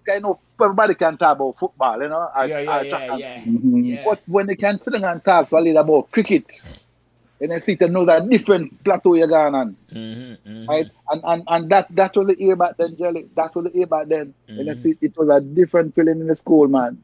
Different feeling, Papa. And Patrick, you want to comment on that? No, I agree. I agree with Paul, and I think it goes back also again, Megan, to the support structure that was there, man, in the school, and it wasn't. It wasn't just I thought, for me being in Paul and I being in third farmer or in fourth farmer because we know these the people on the team. It was from first farm. I mean, you could feel the excitement. You could hear everybody, really talking about what happened. Because it wasn't, oh yeah, what happened? Who did what? Everybody knew, and everybody knew what this meant to the school. It wasn't about, and so the girls and as far as I can tell, whether it's my form, fourth form, I mean, excitement, just like everybody else. Even the teachers, you could see it that this was Yeah. something special that happened to Meadowbrook. The energy in the school changed. I hear you. I hear. And Tony, you want to comment on that? No, I agree with everything what them say. The young ladies play a bigger role than what probably history will show because them Yes. show up, them cheer, them support. And here the other side, and you know this first hand, Jelly. In your classroom too, when them don't win, when you lose, what because Yes. love commentary happening in the classroom and support, and even help you for believing in yourself. So they play an underestimated role that's probably not credited to them, but the young ladies of Meadowbrook, man, just champion for cheering up for you. No, that's why I asked about it, Tony. They were like the 12th man, where they at Yeah, every match, and you didn't even realize it. And them, we are things saying we want to understand them support and appreciate them support, but that's why I make sure when you talk it and make sure the girls them listen and say, no disrespect or under appreciation of them because we know say them have a back more than anything else. It's like yeah, man. yeah, Yeah, yeah, man. yeah, yeah, yeah. Cause And even with Tegre saying that when netball are playing a bredrin, the court What we there you are couldn't talking even about, find Tony? place to see, Oh, It what you crowd and talking about, everyone, Tony? Man in a tree I watch game. yeah, yeah, yeah. Remember all them crowd, man. Yeah, but Yes, man. can the point is, as a man I go to school, there's nothing I got sweet more than when you see a girl take on an next man from out of the school and dust him down to size, yes. Yeah, man. You see me I say, but me not gonna so you just have to say, yeah. I have to Yeah. appreciate, I have to pick up the girl them here, man, Yeah, because Jelly. Definitely, definitely, Me no want to get definitely. away from the cricket a little bit, because the incident what happened with the Gobblers them when we play, Patrick only played under 14 cricket. Um, where them bat after each other and just mess up. I think it was for some reason. I think it was Camperdown, but Paul No, and it Patrick wasn't don't want to talk Camperdown. about that. I can't tell you exactly when that match played. That match was that whole match. No, we did That it at match was Woomers once and we did it at Bottomfield it. once. It was at Wolmer's, yes. But the first time it happened, it was at Wolmer's. And exactly what happened. yes. Other match I researched him about on the trip. Yeah, man. It was at Wolmer's. I was there. It was in the middle lower order. I just went in. I was batting, and I walking toward the pavilion, and when I reached the pavilion under the tree, So when I reached that tree, each and all them start batting. Yo, go back out, man. You never out, man. Go back out. I see them to go back out. So Patrick started walking out. So when Patrick walking out, the umpire turned around and run back Patrick. Right? And you see that the whole Meadowbrook bench had tear up. Everybody had tear up under the tree. Because everybody knows that it wasn't the same person going back out there. And we did it again at bottom field. I remember the bottom field one that come from the shed and Patrick go out and the ref start cuss. The umpire. Start cuss and go on. And for some reason I remember Itchy. Itchy was being the most vocal one. Itchy was always the most vocal one. He was pushing. He was the one who started it. As I was it was his idea. It was his idea. Full of arms. Yeah, man. It was Itchy's idea. You might confuse the umpire them and the opposing player them because them don't know good enough to know the difference at all. No, they didn't know. Two of them come out in a white. Yeah. They didn't know. I want to say, I remember the one at bottom field, because the dreaded that laugh, because dreaded up on the side. Dread not say nothing, No. Just did that. Not promoting it, but just silently laughing. Yeah, man, that signifies. He would enjoy that, man. He would not say nothing at all. He just smile to himself. And as I said, Jelly Boy, we had more. Boy, man, again, it was just a fun. Yeah, man. That competitive match we're playing at Jelly. Yeah. That competition, but with it like it was secondary. Yeah, it was secondary. Yeah. We just a bunch of youth that have fun. All right, it was great, man. Yeah, man. Yeah. So we can move up a little then now because they win up the football tournament in the summer 1983, right? 82, sorry. Which year on the reach the quarters finals? Because Tony Moore talked about that early. 82. 82? 82.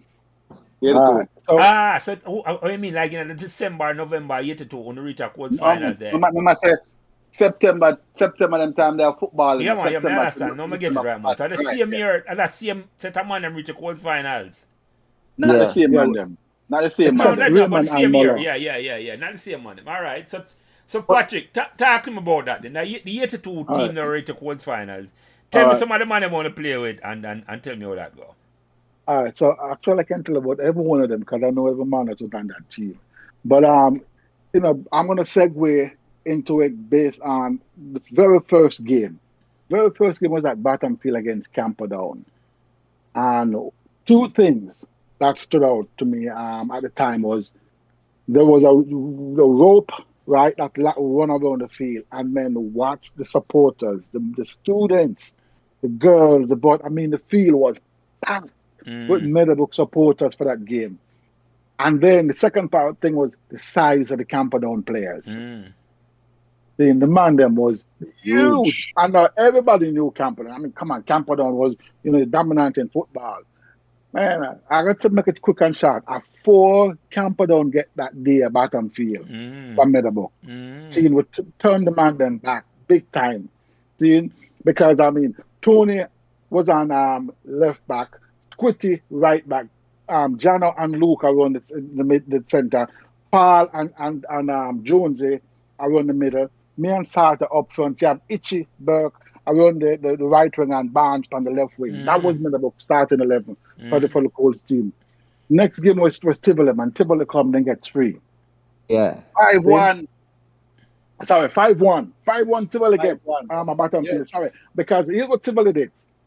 The team that came to us looked like an under 14 team. They didn't look like a Colts team.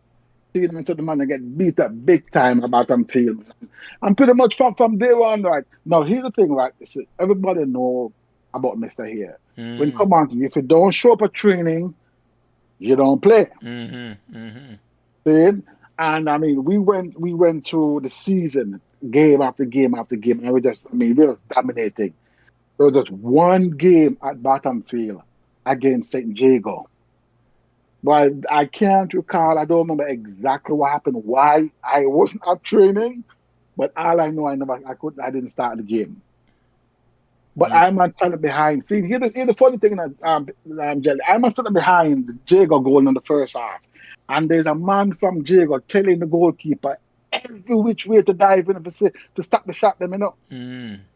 And me tell the man, we were pounding Jago and we couldn't score. We couldn't score upon Jago, man, the entire first half. I mean, you guys remember that game? 0-0 against Jago in the first half. Mr. Here walk past me on the way back down to the pavilion to go change. I'm like, what? Because Yeah. that don't happen. You know, and so I came on, and because to be honest, Salter and myself score in that game. We beat Jago about 2-love in that game. No. They scored against us and equalized, and we think they did. Done. Poor Minor had a little mess up at the back there, and we think so with the done. And boy, with few minutes left in our brethren, Mister, a piece of schoolboy football was put on between Salter and Patrick Gabbler. Salter run up the wing, and I remember Gabbler yelling, "No!" And man slide from the edge of the box all the way into the goal and score the winning goal with like seconds left, man. Legendary. Okay? I remember that, but But that's all I remember, go Patrick. I tell you, man. No, I don't remember everything. But anyway, so here's the thing. So we went on, right, and we win all the games. And so the last game, pretty close to the season, when we thought this was our last game for the season, was against KT. No. What? KT Excelsior. No, man. Hold up, man. Pay. All right, okay. Let me jump before I get to Excelsior. KT. Let me jump to the KT game. So because KC will play. Hold on. No, KC will play on the finals. KC. No. Not KC. KT, Kingston Technical. Okay, I hear you. All right, Kingston Technical. Yeah, man. So Kingston Technical, we went down to play Kingston Technical, right? And I mean, this is the first in my history of me playing any ball where the coach of the team I play was the man that refereed the game. Yeah. And here's what happened. No, Paul, Jano, Squitty, Salter. May I miss anybody else, Paul? No, I think it was four of us. We didn't come to Saturday training. Training. And you know, Mr. here, no. No game. Go away. The man said, don't even come sing with the team. See, the man, I'm changed, and the man said, go sit like the lead, man, and tell the man, for the first half, man, I mean, we do everything against this team, and every call went against us. Everything we could have done, man. I mean, about when the game ended up what? 1-1? 2-1. We lost 2-1. End up losing the game 2-1. See, yes. halftime, you know, come off of the field, and I look across to the tree, you know, I was here, I said, don't look at them. Nah, play. There's no help coming from them because they're not playing. Yeah. And see, so I end up losing the game too when I end up doing this. It's Aggie. Patrick, stop. Yes. Tony will remember this. But you need to remember what happened after the game, Patrick. Because what when our next training session, Mr. Here didn't turn up. Mr. Here gave us the bars and said he's not coaching us anymore because we're indisciplined. Oh, I didn't remember that. Oh, yes. He gave us the ball and said, and can remember Tony? Tony went around and petitioned the team to sign a letter of apology to Mr. Here. That is so true. We could have continued in the competition. Because remember, the 8-1 team, you know, Mr. Here pulled us from the competition before the competition even started. Everybody else. Yep. Yes. Right? So 82, when we didn't turn him, Mr. Here said, no, I'm not continuing with it because we're indisciplined. And I remember this, you know, Tony, because I wasn't going to sign the letter. I was very upset because that KT game, all of Mr. Here was put on one of us. Any one of us, Jelly, I would have won the game. Any one of us, because the two persons that was giving the most trouble was Patrick and Barnes. They needed help. They needed help, but just give us any one of us off the bench. I would have won the game. And so I was very upset. Me the Bex with Dread, man. I lie with you. Me the Bex. So I'm Tony come on and say, boy, yo, for sa I said Tony, me not sign nothing, brother. Me done. Me not sign nothing. And Tony say, yo, Paul Gabbler, we are dealing, man. Nah, man.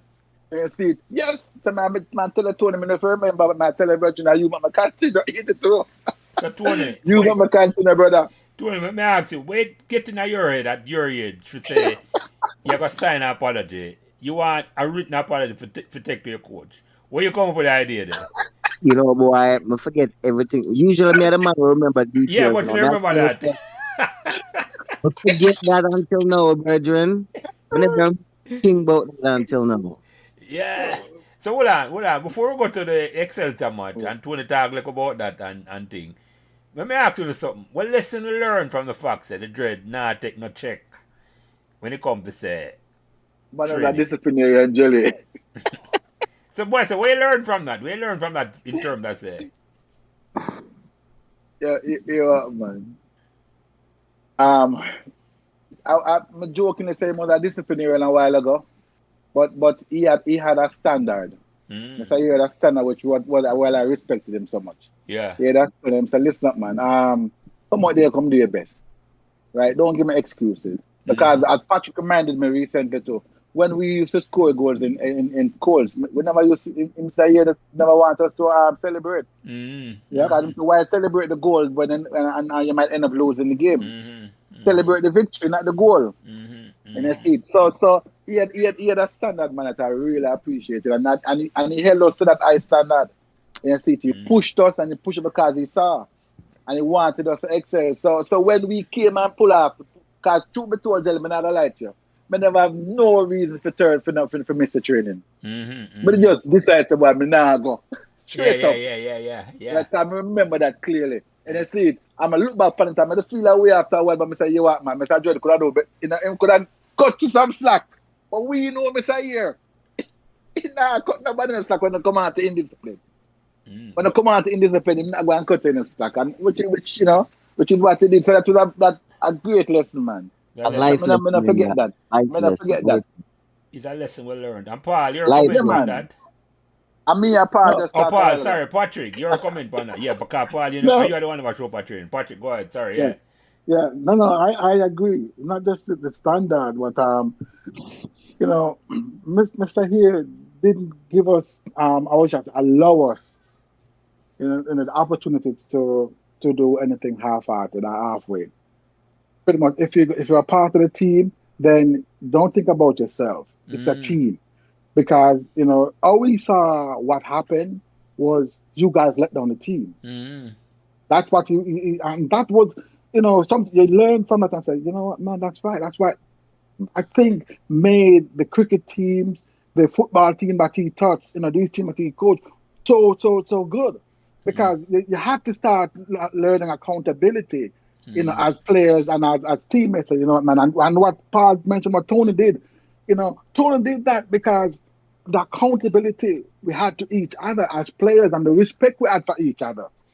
And the love. You know, and the love too, because when I think about it, I want to add this, you know, that Colts team is, to me, is maybe the best team I have ever played on.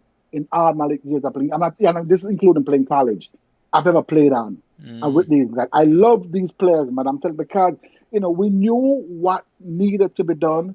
We held each other accountable in terms of training and what we had to do.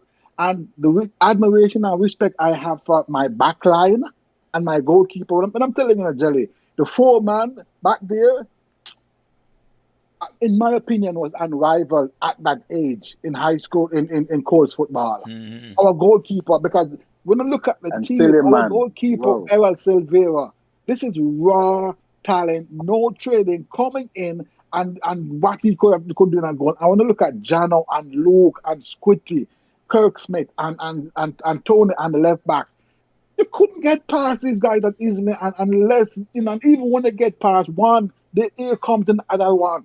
We had a solid team on the back line, and that's what I think our midfield and our forward was able to do what we could do.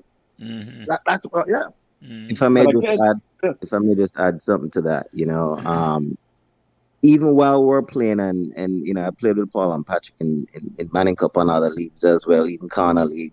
And we always revert back to the union that the Colts team had and some things to deal with that. So we started as under 14, right? Playing together because Dre did cancel the former Colts team from never show up. right.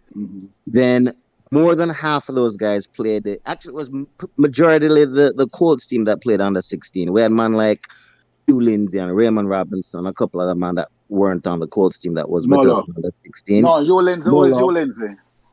Hugh Lindsay, Molo was there. Hugh Lindsay, Molo, Raymond. Yeah, man. Who is Hugh Lindsay? Yeah, man, the backup goalkeeper Look at the time. No, Hugh Lindsay was the manager, Okay. man. What was our manager for the Colts Oh, team? yes. About that. Okay, Yes, yeah. yes. Yes, But anyhow, All right. Lindsay. the same team played under 14. The same team played under 16. The same team played Colts and even went on with a lesser degree on the first year Manning Cup. Yeah, So Manning Cup, that's true. we went from boys to men. We trust each other. We had each other's back. That's true. We enjoyed each other's company. It was really special. So my second and third that statement. I make a comment about that when you talk about the team thing, 'cause the main reason why we won Sunlight in 1982, and Kraken said last week and them thing will come out next Saturday was team. When you look on the team, when you look on we as individuals, individually we couldn't compete with the other school, but you say at a team, and when I talk about exponentially, we were miles ahead of the rest of the team, because when we play together as a team, and Tegreg talked about it earlier, a teamwork make the dream work, and that is exactly, that's why I win Sunlight, that's why I win so much trophy. Can you think about it, a big time star, no man I say, apart from you, Patrick and Paul, I'm going to mention this up front, you will be the biggest star on the team, them, but guess what, only them consider themselves a star, You follow me, I said, so just see it as part of the team, and I say, at the team when I play for, at the team when I play for. So, I have to repeat what Tegreg would I say, a teamwork. Jerry, I can just add something quickly to that, Jerry. Yeah, man, go ahead, man.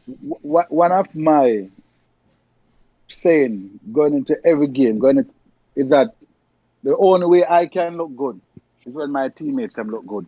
Yeah. I always utter that to myself. Only when me can look good is when my teammate will look good. But he was also one of my thing about me. And my midfield. If you want it, come take it. And I get it so easy. And that was the mentality of every player on a team there. Yeah, man. And that Colts team. Tony Moore, tell us something, man. Rock. That little youth there. I must say little youth, because Tony Moore was one of the smartest man for the team at the time. And I said, but tenacious, hard-working, you have to come good to beat Tony. No, Straight up. Remember say this about Tony, man, as a player and even as a big man, It's when you have Foxhole, a Tony want, Tony, Yeah, man. Don't Yeah, make him man. size underestimate. Don't make him Nah, size man. underrate him, man. Because me man. used to see Tony play, and a boy now pass Tony not so easy, man. No man now beat you and you go back Yeah, and man. eat him food. And Tony talk about them thing on the podcast, so I know exactly what I say. So, but so go ahead and All talk. right, man. You go ahead and talk about the Excelsior match now. After Tony write the letter now, so hold on, right. before we get to that. Tony, when you take the letter to the dread now, what him say to you? Because I never remember.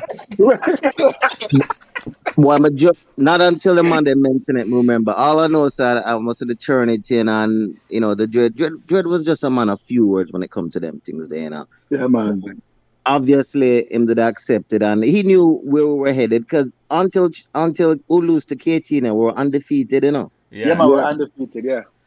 Yeah. All right. So go ahead and talk about that Excelsior match, because that made a legendary stuff. Tony talk about it, I never know about it at all. All right.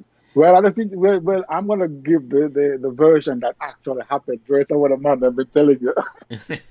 Anyway, so we went to Aggie, right? I mean, bit excess and pretty much, I mean, again, I think our team was maybe one of the smallest team in Colts in terms of size, right? Because, I mean, the excess among them was big. Huge. Right? I mean, it's huge.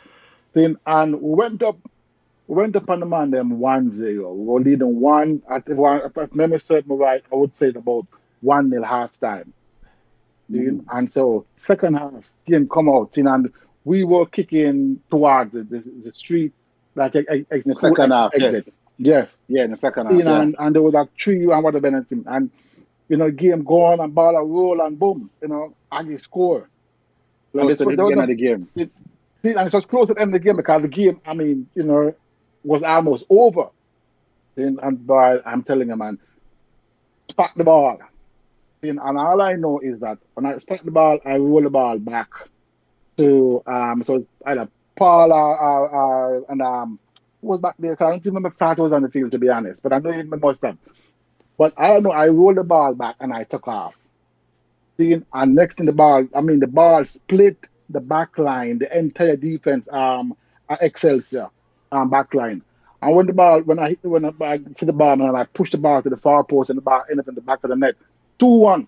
The entire place were up to the color. No, so the game done because it was like from the kickoff, boom, straight to the back of the net, 2-1. Meadowbrook winning the game. After the game, Mr. Hay came to me and said, "Hey, where the goalkeeper was." And I said to him, "Well, sorry, moving before the ball even reached me." Because it was just like, it was so instinctual because the team had such understanding. And we knew we wanted to win. It wasn't something that was planned like, okay, Paul, I'll go the locks. This is what we're going to do. Just put the ball down, put it back, take off, straight down the middle. This wasn't Stephen. This wasn't. I gave it ball to you. Yeah, this wasn't Stephen Williams who crashed it. Sorry, this was the ball coming straight between, splitting the Excelsior back line, back of the net, 2-1, and that was game. No, what happened after the game was something else. Because one thing for note for that is that Jellies, when them score the goal and then equalize, the whole of the school run on. Run on field, right? Like a pitch invasion, yeah. When Patrick spot the ball, we never even sure how much time we have left, So the urgency to get to it and that blow off like seconds after him score the goal, and the whole of the field run on and celebrate, You feel like say it done, even though I tired them time, brother. Yep. Yes, yep. Continue, Patrick. So what happened after the match? No, so after the match, because the one thing I remember specifically, I know there was other stuff happening, was that the man specifically target Jano, which was, in my opinion, was the strangest thing because seeing Jano our centre back. Jano was something. Why go after the man who play defense? Why wouldn't you go after the man who just score the goal upon you? I see a man pretty much almost a collar Jano on the one of the tree on the back of the until it's like a barrier start to form around the team to protect us. Like the gate on us too. Yeah, but I'm like the gate. You couldn't even leave the school. Man, I'm ready to beat up the Colts team. I'm like, what? Jana did get licked. Jana did get punched. There you go. Yep. Yeah, man, I get him to come up on. I got get him on. It was strange to see, man, that you go to a high school and win a game and you pretty much was almost. So I got beat up. If them they draw the game, and then when I go to the finals. No, probably, but yes, no, Tivoli would have. Tivoli would have. But wait, we didn't know about Tivoli, We did not know anything about Tivoli up until that point. Right, because at that point, You're right. Tony, we and Excelsior were the two teams, the two top teams at the top of the table clash. Yeah, Tivoli won at the same time. Yes, you're right. We don't reach Tivoli yet because we had lost to KT. That is what for us we didn't realize about that. For us was a must-win game. That game for us was a must-win game. That's true. Right. So we won the game thinking that we had tapped the zone. That's true, yeah. Right? So we said, all right, so what did I celebrate now? Because we said, boy, we have a quarters finals. Only 2 years, boy, we have Tivoli to play in the playoffs because Tivoli, a lot of players, the teams didn't go to Tivoli in year 2. They were free to go down there. Just go down there, so they forfeit the point. So right, exactly, they forfeited the points. Yeah. Right, right. So, I take over your story. So, he had Tivoli now to play at Arden, which is a neutral venue. Now, Jelly, Patrick mentioned that the guys, the first Tivoli team, were like an under 14 team. This Tivoli team that you played was a Manning Cup team. It wasn't a Colts team. No. Tony can remember the size of these players. These were mature guys that we were playing against. Jelly, those times whenever I used to play in shin guards. Right? You've heard the story. Tony Moore got what? It was the collarbone Tony. It's grind. Keeping them nuts. You're nuts. And Mr. Maga got ball out his and I'm not. I got studs. I still have the hole in my shin from that Tivoli game. Salt again, back. I'm on elbow salt and the guy stepping on my shin, Jelly. And I was at pegs. That was the first time I said, man, I'm playing at pegs. I was playing shin guards those days. And I just dropped my socks and said, go, you idiot. Right? They got 3 that day. 3 level beat Tivoli that day. Yeah. They didn't know what hit them. I mean, apart from the physicality of Tivoli was clueless to this Meadowbrook team. This Meadowbrook team was poetry in motion in that game. I mean, we turned up. We turned up that day for Tivoli. So everything that Tivoli threw at us didn't put us off. It didn't put us off. I mean, so the finals themselves, even though we went to the finals and got teeth. I can't even use the proper word. I have to use the vernacular. They get teeth in the finals. Yeah, Meadowbrook I want to play KC. So yeah. We get teeth in the finals. To me, the finals was the Tivoli game. Yeah. Right? Yeah. Was the Tivoli game. Right? Oh, you're right. Because I don't even want to talk about the Colts finals because I'm still vexed. And I see because yeah, Jelly, yeah. No, you go ahead, man, because I have something I want to say something about that, But go ahead, finish your point. Three players from KC offside. The man who scored the goal, use them hand the ball into the goal. That are the first hands I've got in here about. All right. No, me can't forget the referee. The referee named Bullajan, you know. I can't forget him because him finger did stay a certain way. Me can't forget him. And the thing was that they had 2 officials, him and one linesman. I guess which part of the linesman there? On KC side. At the field. Not on one side of the field, you know. So which part of the match I play? Where the finals play? Stadium East. Okay. Stadium East. Okay. Yes, man. But you the thing about it, during that time, Tina Jelly, Colts finals used to play in stadium before the Manning Cup finals. Yes. And for some reason, it played at Stadium East. Yeah, but resurfacing, there was resurfacing the Chevron. And it, right, so but, that... Yeah, but Manning Cup matches... But the first time. But no, Tony, Manning Cup matches were played in stadium. That's where Manning Cup matches were played. In 82, you know. Because 82, when Virtue was coaching the Manning Cup team, Salter, Patrick, and myself, that Manning Cup, something their IDs. 3 of us, Virtue wanted us to play for the Manning Cup team. And Mr. Year said no, because he never wanted us to get hurt. Yeah. So we went to Meadowbrook game in stadium when I think we played Musty Camper down. The Manning Cup with Jer and all of them with the big, because they wanted to the Manning Cup that team that year. They had a crack team. That year. Yeah. Right.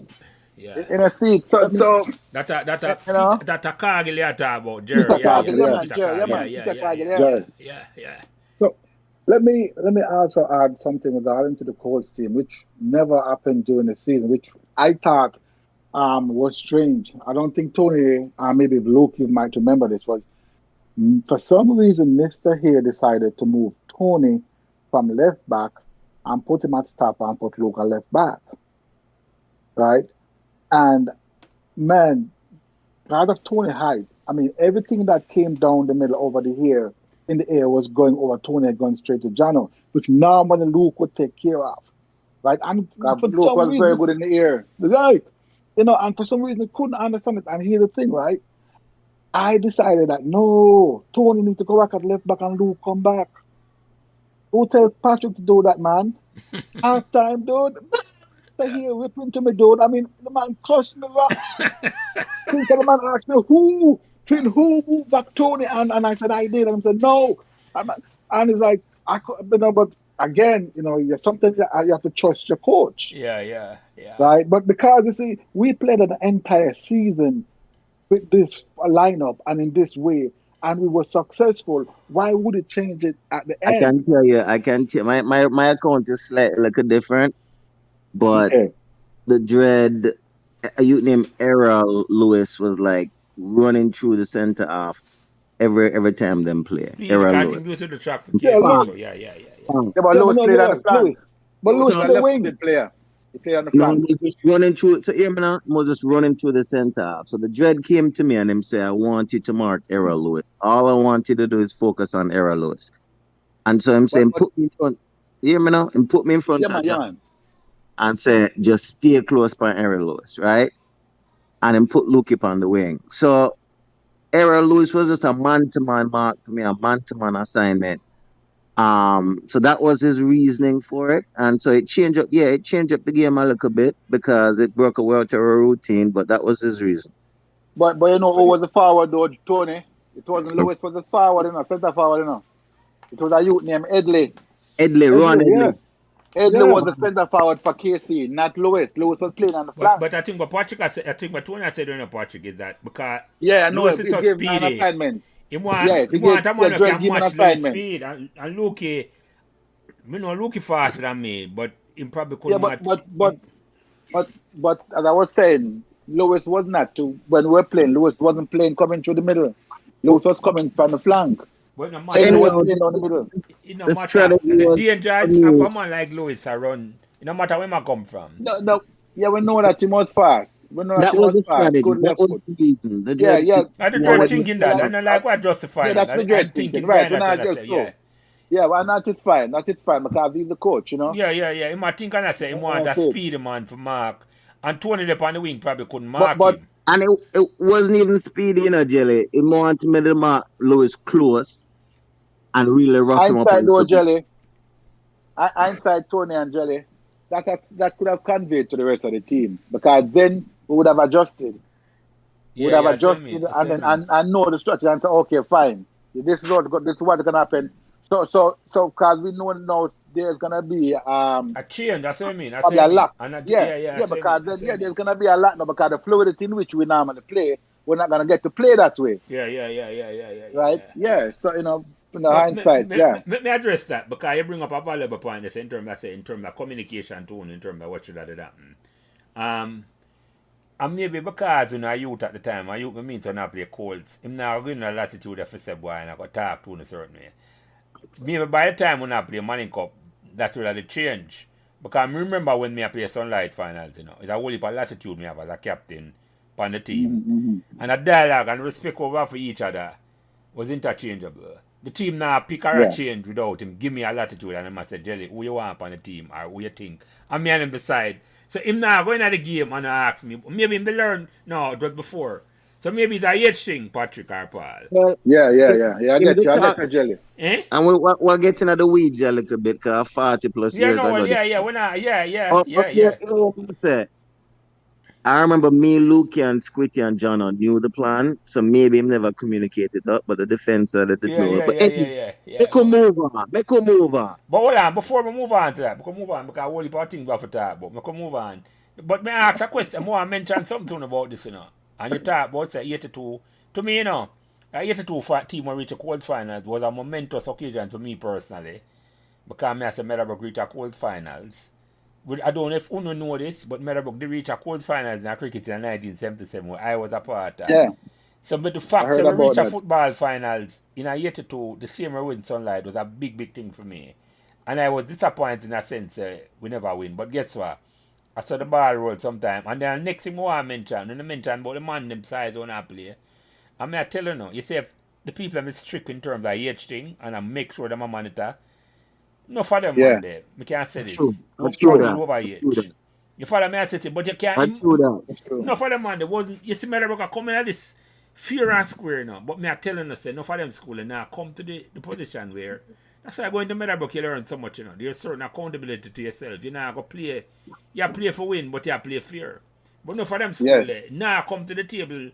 They will come with big man and overage man and without even a qualm about it. So but anyway, as to I say, I can move on. I just mention that because I just say, sorry, after I lose the quarter final lesson in 1982, right?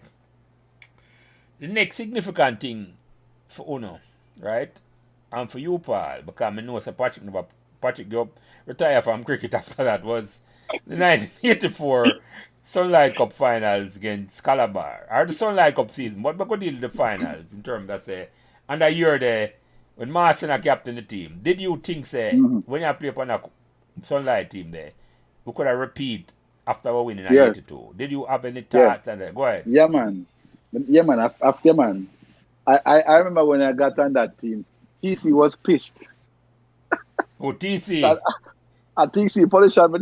Yeah. Michael with Kentucky this week, but go ahead, yeah. Yeah, man. It's that course, it's that finance there. Yeah. That finance will go down in our history, man. Mm. Because it's that year, Calabar, every game Calabar played, Calabar scored over 200 runs. Mm-hmm. Every year, every game they played. And when they buck us in the finals, and the man them bowl us out for 100, the man them start celebrate. Mm. It done. And they say, yeah, man, it done, man. But they never know so look a spinner named Dirt Door. No, them never hear about that. No, it's that team here, as we looked at about the Colts team coming for tournaments to come from Anna 14. If you look back on that team, that 84 team, The cricket they might team. not come from 82. They might Yeah. come from 82 with you, Jelly. Colt, they might come from 81 when we play Colts together. Mm. Right? So that team was building from way back when. So when we went on the field, there was a self-please for the said Jelly. We know so once we reach the finals, no matter how good you is, you have to come good to beat Meadowbrook. Mm-hmm. When I said the possibility lies that you might lose the game, but you have to come good to beat us. Yeah, yeah. And I said, I want to bullet the man for 96. I'll know the man. I'll know they can't believe it. I know they can't believe it. But Jelly, I'm going to go even a little Man bit ball, further. you know. Remember the late Yeah, lord in ball. And I Yeah. go a little bit further, Tony. Tell him I go a little bit further because enough man don't even remember this. That same 84 year, we played Stets in the Sparling Cup final. Yeah, man. Yeah. I say with Meikle and Morgan and some top bats. Yeah, then Cool. right. Yeah. You know how much Stets bowled us out for? Stets bowled out Meadowbrook for 114. Mm. Cool? But I have to share that like a part of what in a jelly. I don't there batting. I just come in. And Meikle are the biggest man I've ever said in my school boy. Goose never big, sir. Yeah, man. Goose never big, sir. And I Yeah. said, I see the man come down, you know. Cause my thinking one time I play, say, I want to make a one run first to come out for the Ducks. Mm. And then I go at the jelly. I saw me stay, you know. So I'm blood make my one run already. And I see it. I went to me a man, this time someone has stand said, bounce this one now, Mika. Jelly, when you stand at the side, when I hear my knees and my shake. The man put one with the right height for me, to cut him, you know. Yeah.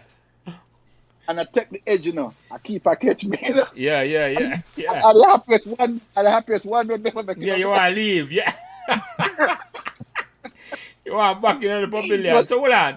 Yeah, man. Where I said Meikle, compare Meikle to me. Meikle a big man for me. Meikle a big man for you, Jelly. And big. Man, I tell you, man. So the man and bowler thought must be 114 and swear to the man it done. Yeah, they must celebrate Man, again. beat up a one wicket and win by 115 to 9. That to After me. that- Yeah, go ahead. Go man, we finish. No, that to me, even though we lose a match, that was a victory for me, because Yes, man. we take the great stats to one wicket, and Dirk, I come tell him story about that run out mister.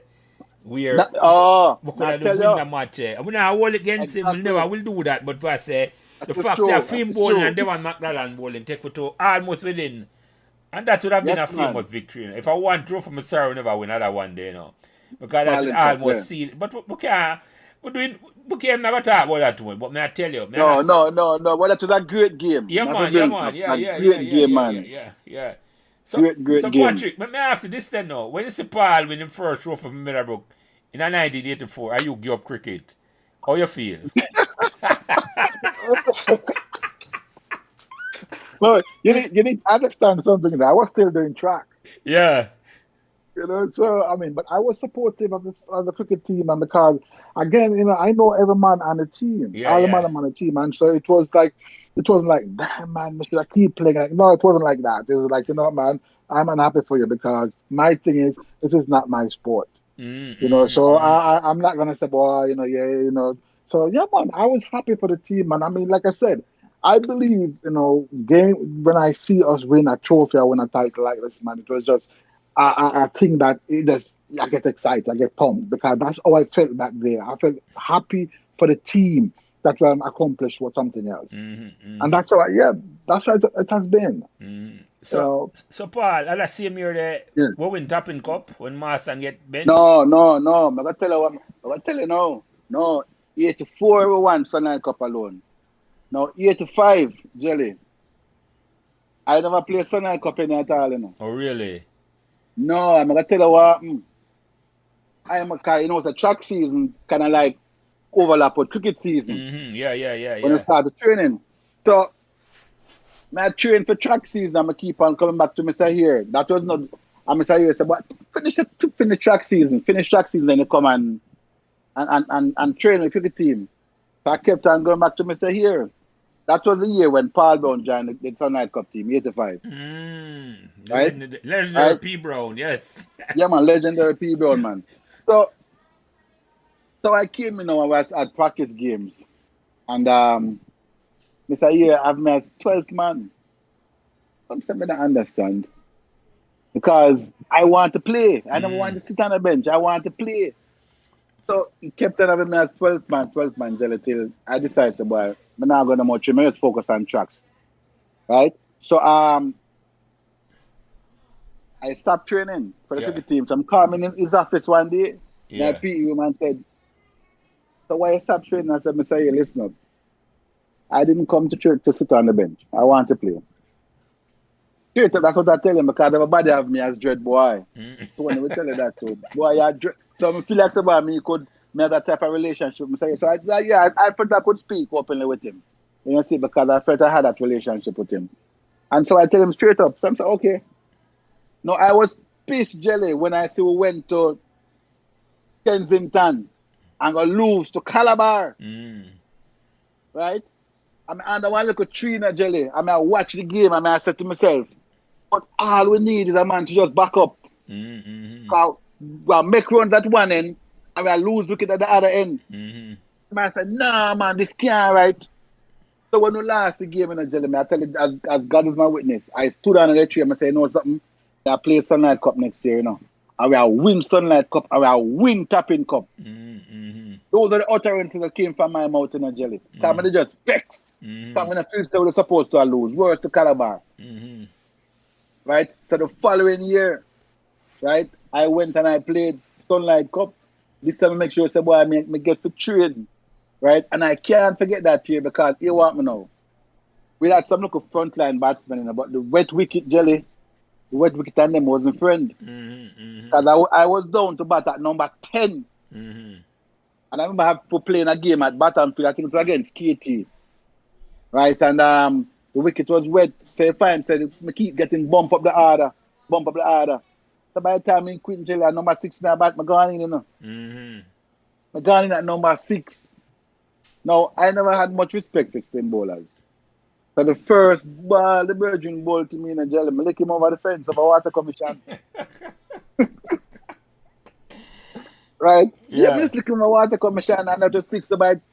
I think it was me and Molo. You end up win the game and look at the score. And from that day, I started batting at number 6. Yeah. And I can recall, we went to Diego. And you must remember this to Diego. The thing what they always said to us as cricketers, if you go at Diego and the ball lick up on your pads, just walk. Yeah. Right? The man them say just walk. So Diego had us on the ropes. You see it in the game and we go out there, to face it. And before I went out there, the first time in my life, Mr. Here said this to me. He said, go out there, hack it and come back. So I said, all right. So I went out there and the man a short boundary. So I look at my decide, so boy, I'm going to my ball half break. And I'm going to pitch the ball middle and leg. So I just sweep him Swing 6 him. runs. Yeah, me just sweep him for 6. So I batted and batted it. And so me a bat now when we are bat, as I tell you, say when the man are coming on the wicket, open your stance.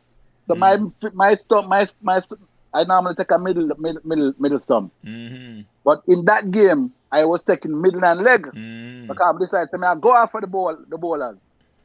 The man come around the wicket. Now you know this, Jelly. So when a man come on the wicket and lick it for your part, on the hardest thing for you to get out LBW. Of course. Man, lick me by the tie. The ball lick me on my tie, Jelly.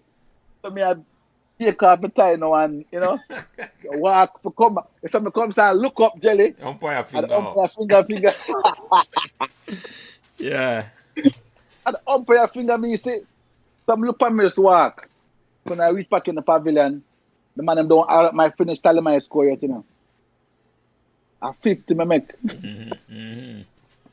Wow. Yeah, so that year we won Sunlight Cup that year. We won Tappin Cup that year. And I not out in both finals. That's the year when Reese captained the team. That was the year when Reese captained the team. Yeah, 86. Yeah. But Jelly, man, tell me for back, you say Reese and Marston. Yeah. I lift my hand. Them a come from you, Yeah, that's true. You them a come to you that come from, I mean, I tell you, say, the game, but they love cricket. But those guys, I lift my heart to them, man. Playing with them, even though we're like in the same age group, but I look up at them. Seriously, I saw them as big men for me. And I said, even though we're in a close age group, man, because I mean the maturity. You couldn't tell that these guys were just ordinary schoolboys. A couple of years older But them a play a long time, They mature in them sport, man. I agree, Tony. I agree with you, man. I tell you, I said the level of leadership, maturity, and the love for the game and the understanding of the game. And I see, I have to throw a little jab at, I'm a little brethren, Kirky Banks. wicked left arm spin bowler. Yeah. And I say, me and Kirk had a little competition going, and I don't know if people know this, because we were two of the best fielders on the team at the time. We had some great fielders, but catch one. Me, they're still in mid-half, and Ebanks are still in mid-half. And that's for the total field, It's a damn itchy a ball. And I said, I pay a catch, Pay a catch, man. Me and Ebanks had the most catches that season for on the team, Because it. Well, I had a wonderful year. And Jelly, cricket, I got to attest to this, and Patrick's going to attest to this. And you might too. I don't know if it was during your period, but they had a gentleman at Meadowbrook at the time who started making sugar buns. And you see it, and during tea time at Baton Field, at lunchtime, you used to get them sugar bun, the Jelly. Sugar bun hot off the top of them out of the Water boot. Nice. Water boot. Yeah, Tony. Yeah, man. Nice. Where's that? The freshest sugar bun them never get. Jelly, man. You don't need no cheese to them sugar bun. That's straight up. Yeah, talk about Meadowbrook cricket and don't talk about the sugar bun then. Nice. Yeah, talk about Meadowbrook cricket and talk about the sugar bun. Straight up.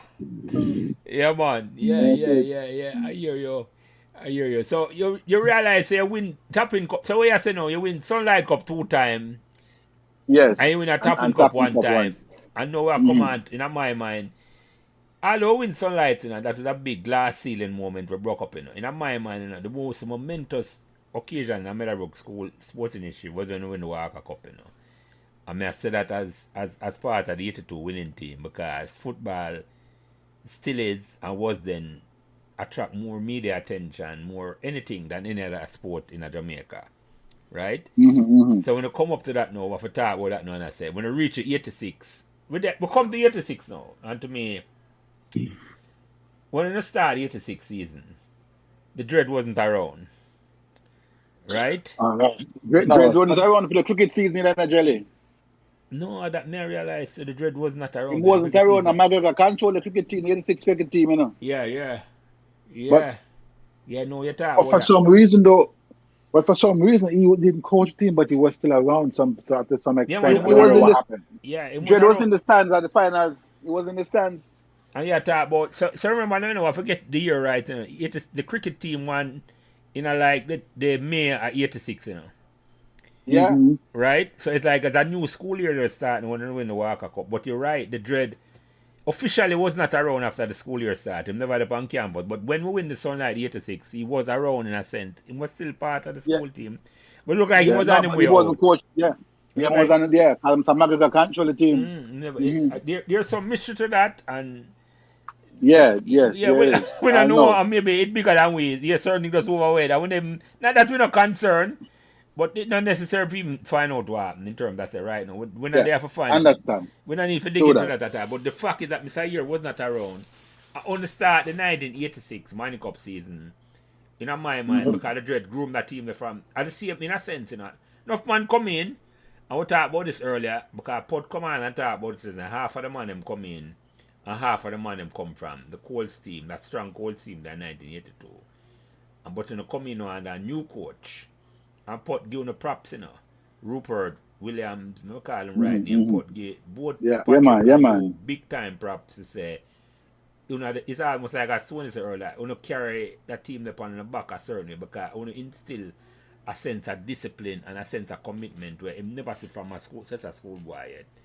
So talk about that season, I start about it and talk and I say, when you start the season, so you're not around. But first of all, on the field, so Patrick and you start. On the field when you start the season. And Mr. well, Year was Patrick, can I share around. something with the jelly? Yeah. I'm gonna share something with the guys with most people actually a lot of people don't know. Before the school year ended 86, right? This was maybe around maybe June there about earlier. Me could have made June, Mr. Here, came saw me. I was walking, but the space between the administrative building and the PE area, that road. Mm-hmm. Yes, right in the middle there. Mr. Here comes around and stopped me and he said to me, next season, you're playing sweeper. And I'm like, what? I mean, I've never played. I mean, I've never played sweeper in my life. But again, this is Mr. Here, right? Mm. So bottom line is, when the respect and the trust that I've been under this man as my coach, and there's no question. And I say, yeah, because the year before, I played was Carl left play left back for the Al Manning team, 85. So it's like, okay. So maybe see something or somebody said something to him, why he would consider moving me from forward to center back. Yeah. I said, okay. So the very last day of school, right, I met Pot. Because I've never met Pot before, I know who Pot was, and that day, right, I ended up in Mrs. Morris' office with Pot. Yeah. The very last day of school, over 2 hours. In there, I'm saying to myself, why am I here? Mm. I'm not even, because I'm not even who's the captain, because how can I, but it's obviously Pot had in mind who he wanted to lead the team before coming in. Yeah. So when and again, it was the same spot where Mr. Here told me, where I would play sweeper. It is actually almost the same identical spot where Pot and Mrs. Marshall grabbed me and took me into her office. And for 2 hours, man, and Jerry, I tell her, man, it was maybe the longest day of my life. See? And I look back and I wish I knew Pot better than I knew him at that point, because I didn't, like I said, I didn't know him, never really met him. Because I would have told him what Mr. Here told me in hindsight, because I think the change would have, because when we started, right, because during that summer, Paul and I were training with the under 19 team, the juvenile team, yeah, right, and so we were already screaming, and it started before the summer. This was in the school year. We were training with the team because we had a tournament coming up in Trinidad in, I think it was in the August, right, and so we were getting ready for that, and we had a game coming up with Trinidad, we had Cuba in the stadium coming. So, when we started training, the team started training. Paul and I wasn't with the team, So I think, when Put mentioned that, he started us running and after, because because after that we finished in Trinidad, Paul and I didn't even think twice that, okay, we're gonna take some time because we need to rest. No, we were chomping at the bit to come back and join the Meadowbrook team. Patrick, Paul and Patrick. we sat down. Yes. I don't know if you're Hello? going to say it, but I just wanted to add, because I don't know if you're going to say Because it. Paul and I, right, Jerry, right, was watching the final between USA and Canada, right, in the under 9 tournament because we didn't and make it through. So in the night we're watching, and Paul and I said, listen, man, if we can get Meadowbrook team to play like the US team, there's nobody in Manning Cup can stop us. And it was just watching these guys. I'm telling you, you see the team you saw play and win Walker Cup. That's a team we saw in the US team.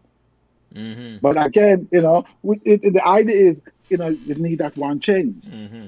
Now, the team when we started that season, right, and we were kind drawing these games, Camp Malone, Charlie Smith, and it was we know, right, that your our friend Bobby was, part of the issue in the back line. But what people also forget that Bobby was a striker. Mm. And people forget Started out because striker. Bobby and Yeah. what? Just say, yeah, he started out as a striker. Yeah. Yeah. You want No, go ahead, coming Patrick. Go across ahead. like Go ahead. Rovers. No, continue, Patrick, continue. But anyway, Bobby and I played forward. Hello? Patrick, you there? For Meadowbrook. Patrick, repeat what you said, 'cause I kind of break you a little bit. The start over back. No? Patrick? Jelly? Yeah, man. Yes. Patrick, you there? Yes, I'm here. Yeah, man. You kind of break up a little bit. I don't know if you're getting the call Patrick, around. Go ahead, yeah. Oh, I thought it was you guys because it sounded funny. No, go ahead, man. You're clear now. Repeat back your last couple of sentences. No, you and Bobby. So what I was saying, Bobby and I used to play forward for Meadowbrook, Yeah. minor league team. All right, so I knew Bobby could play forward. So Mr. Here knew Bobby could play forward. So in hindsight, looking back, maybe that's what he was looking at. Putting Bobby forward and have me playing sweep and would get it. And okay. So again, we went through that first half of that season where we were just, yes, the team was playing well. We had a really good team, but we were just letting in goals just like we were scoring until the switch. Now, nobody on the team would know to put me at sweeper when I think about it, because why would anyone say Patrick go to sweeper when I've never played sweeper in my life? Mm. Why moving Bobby to forward would be understandable because Bobby had played that position before, but it was and this again that a lot of folks sometimes seem to forget. I know we couldn't make certain decisions without knowing or sanctioning it, coach. But the decision we had a team meeting, right? Some halfway about in a season before we start actually getting into those knockout games of a Walker Cup. And I said, listen, guys, we need to make a switch. And the switch was switching me and Bobby. And when that switch took place, it was as if Meadowbrook team this is the Meadowbrook team that should be playing all along. Mm-hmm. And I'm telling you, because we don't look at our midfield, we look at our forward line, and we look at our defense line, because our team wasn't saying, oh yeah, this is a Meadowbrook team that couldn't match up with a Casey, that couldn't match up with a Woolman. No, I think our team could match up with any team in Manning Cup that year. It's just that we just needed a little something to tweak it. And I would say I'm going to give the props. Our coach at the time made a change. Mm-hmm. And that change paid off where we came out, and started to dominate in Walker Cup. And here's the kicker, right? So when we started winning game, we were going now to play JC in the semifinals, right? The game was, I think, we're going to play the night or evening in the stadium, and that day at school, it rained, right? And so Mr. Gooden came and said to me, yeah, I don't think you guys have a chance of winning this game this season because, the pretty much, store is anytime it rain and the crew start fly, JC can't lose. I was like, okay. See? And man, when we put it on JC first half, two love. Mm. See, said Bobby and Emil and for what Billy. See, Billy now you have Lion. Billy Lion, yeah. Billy Lines. I have written there. I have Reed. When It was me, Twido. Tudo, Twido, Twido, yes, Twido, Emil. big time And him, not midfielder, me, yeah. and and Emil, not Emil. I'm gonna tell you the midfielder, man. Garlic Road, Yuri White. No, Yuri White. and Yuri. Yeah, man, Yuri no. White. It See, was I'm gonna me tell too. you what. Midfield. We Yeah. put it on at halftime, put two parts past the man, then, man. And it's like, okay, JC have no response. See, and at the time, right? I mean, cover was Patrick McDonald, but cover was playing on the left side because I know cover from playing under Cold. 19. Cold. I'm not Under too 19 much alone. cold, but Under also 19 and also minor league. Minor league. We played minor league against him but as well. he loves to come from the left side and cut into the right. See? And so, I mean, we we had an answer that night for JC. And people need to understand something too, that our goalkeeper, right?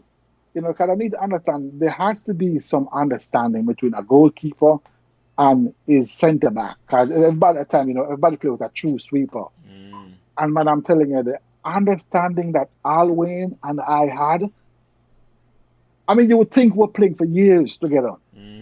It was that I'm playing with the coach, man, them Luke and Jano and Tony and Scotty on the back line. Because every time I opened my mouth and I would shout and say, keeper, he would respond, say, yeah. And cover would run straight to me and I pull the ball back and drop it and pass to the midfield. Because that was the first time, the understanding that developed, the team just start clicking. Bobby up front, and the understanding that it just a different understanding develops right through the entire core of the team that just transformed this Meadowbrook team into that powerhouse. We went on to the finals, and you keep hearing about Butler, you keep hearing about the super sub let's call him Donoon. I forgot his name. Keita, super sub. Keita. Like, please, And Keita. Yap at center. But again, Carl was the coach. Patrick, let me ask you a question. What did Bobby say when you talked to him about switching positions? No, so it wasn't. I didn't have a one-on-one with Bobby. We had a team meeting. This was a team meeting that we had, and I said, we're going to switch from Bobby to forward. But like I said, Bobby is a good striker, dude. Bobby and I play for us. I know Bobby is good up front, so it wasn't like okay, will this work or will it not work? Yeah, Patrick. And there's something else I also need to know. Pot knew Bobby from before. Bobby used to play for Pembroke Hall. Pot, right? Coach, right? Whatever thing Pot said in his podcast, which was true, right? Bobby was finding an excuse when he was making mistakes in defense. Pot knew this. Pot realized this because Bobby was from the Waterhouse area. Pot was from the Marvel area. So Pot knew the Waterhouse and Marvel man them. He knew them, right? So even those guys who came after the look up the Twitter and all of those and Tippy and those guys, Pot knew them. Waterhouse, yeah. Right? Yeah, so Pot knew those guys. I know Pot from before Pot came to Meadowbrook. Not that I talk with him, but I know him through football circles. Yeah, because he was one of the founder of right, yeah. He was one of the founder of UNDN. Marvel UNDN right? team, yeah.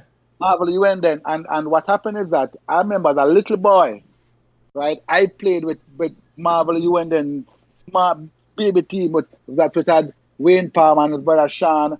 I went down to Kirkvine and played together. So I knew I was aware of Freddie and Pot from them time there. Right? But as I look under 13 youth, and I remember Pot and telling when he come and cut, I still don't remember, but I was aware of him. right? So he knew Bobby. Okay. When he said those things about Bobby, it was not because he knew, and it was true, right? So the switch, he saw that the switch had to be made. It had to be made Right. because seriously, I mean, we were better than what we were putting out, right? Right. Agreed. And you said something, P. I just want to cut a little bit before we go back to the finals. We missed Manning Cup semifinals last year by 1 point, Yeah. 1 point we missed Manning Cup semifinals by. And guess who won Manning Cup that year? KC. KC. The same KC Cold team team that we been at the played. final. Yeah. Same KC Cold team. That would have been a sweet revenge, but never coming for make back. But yeah.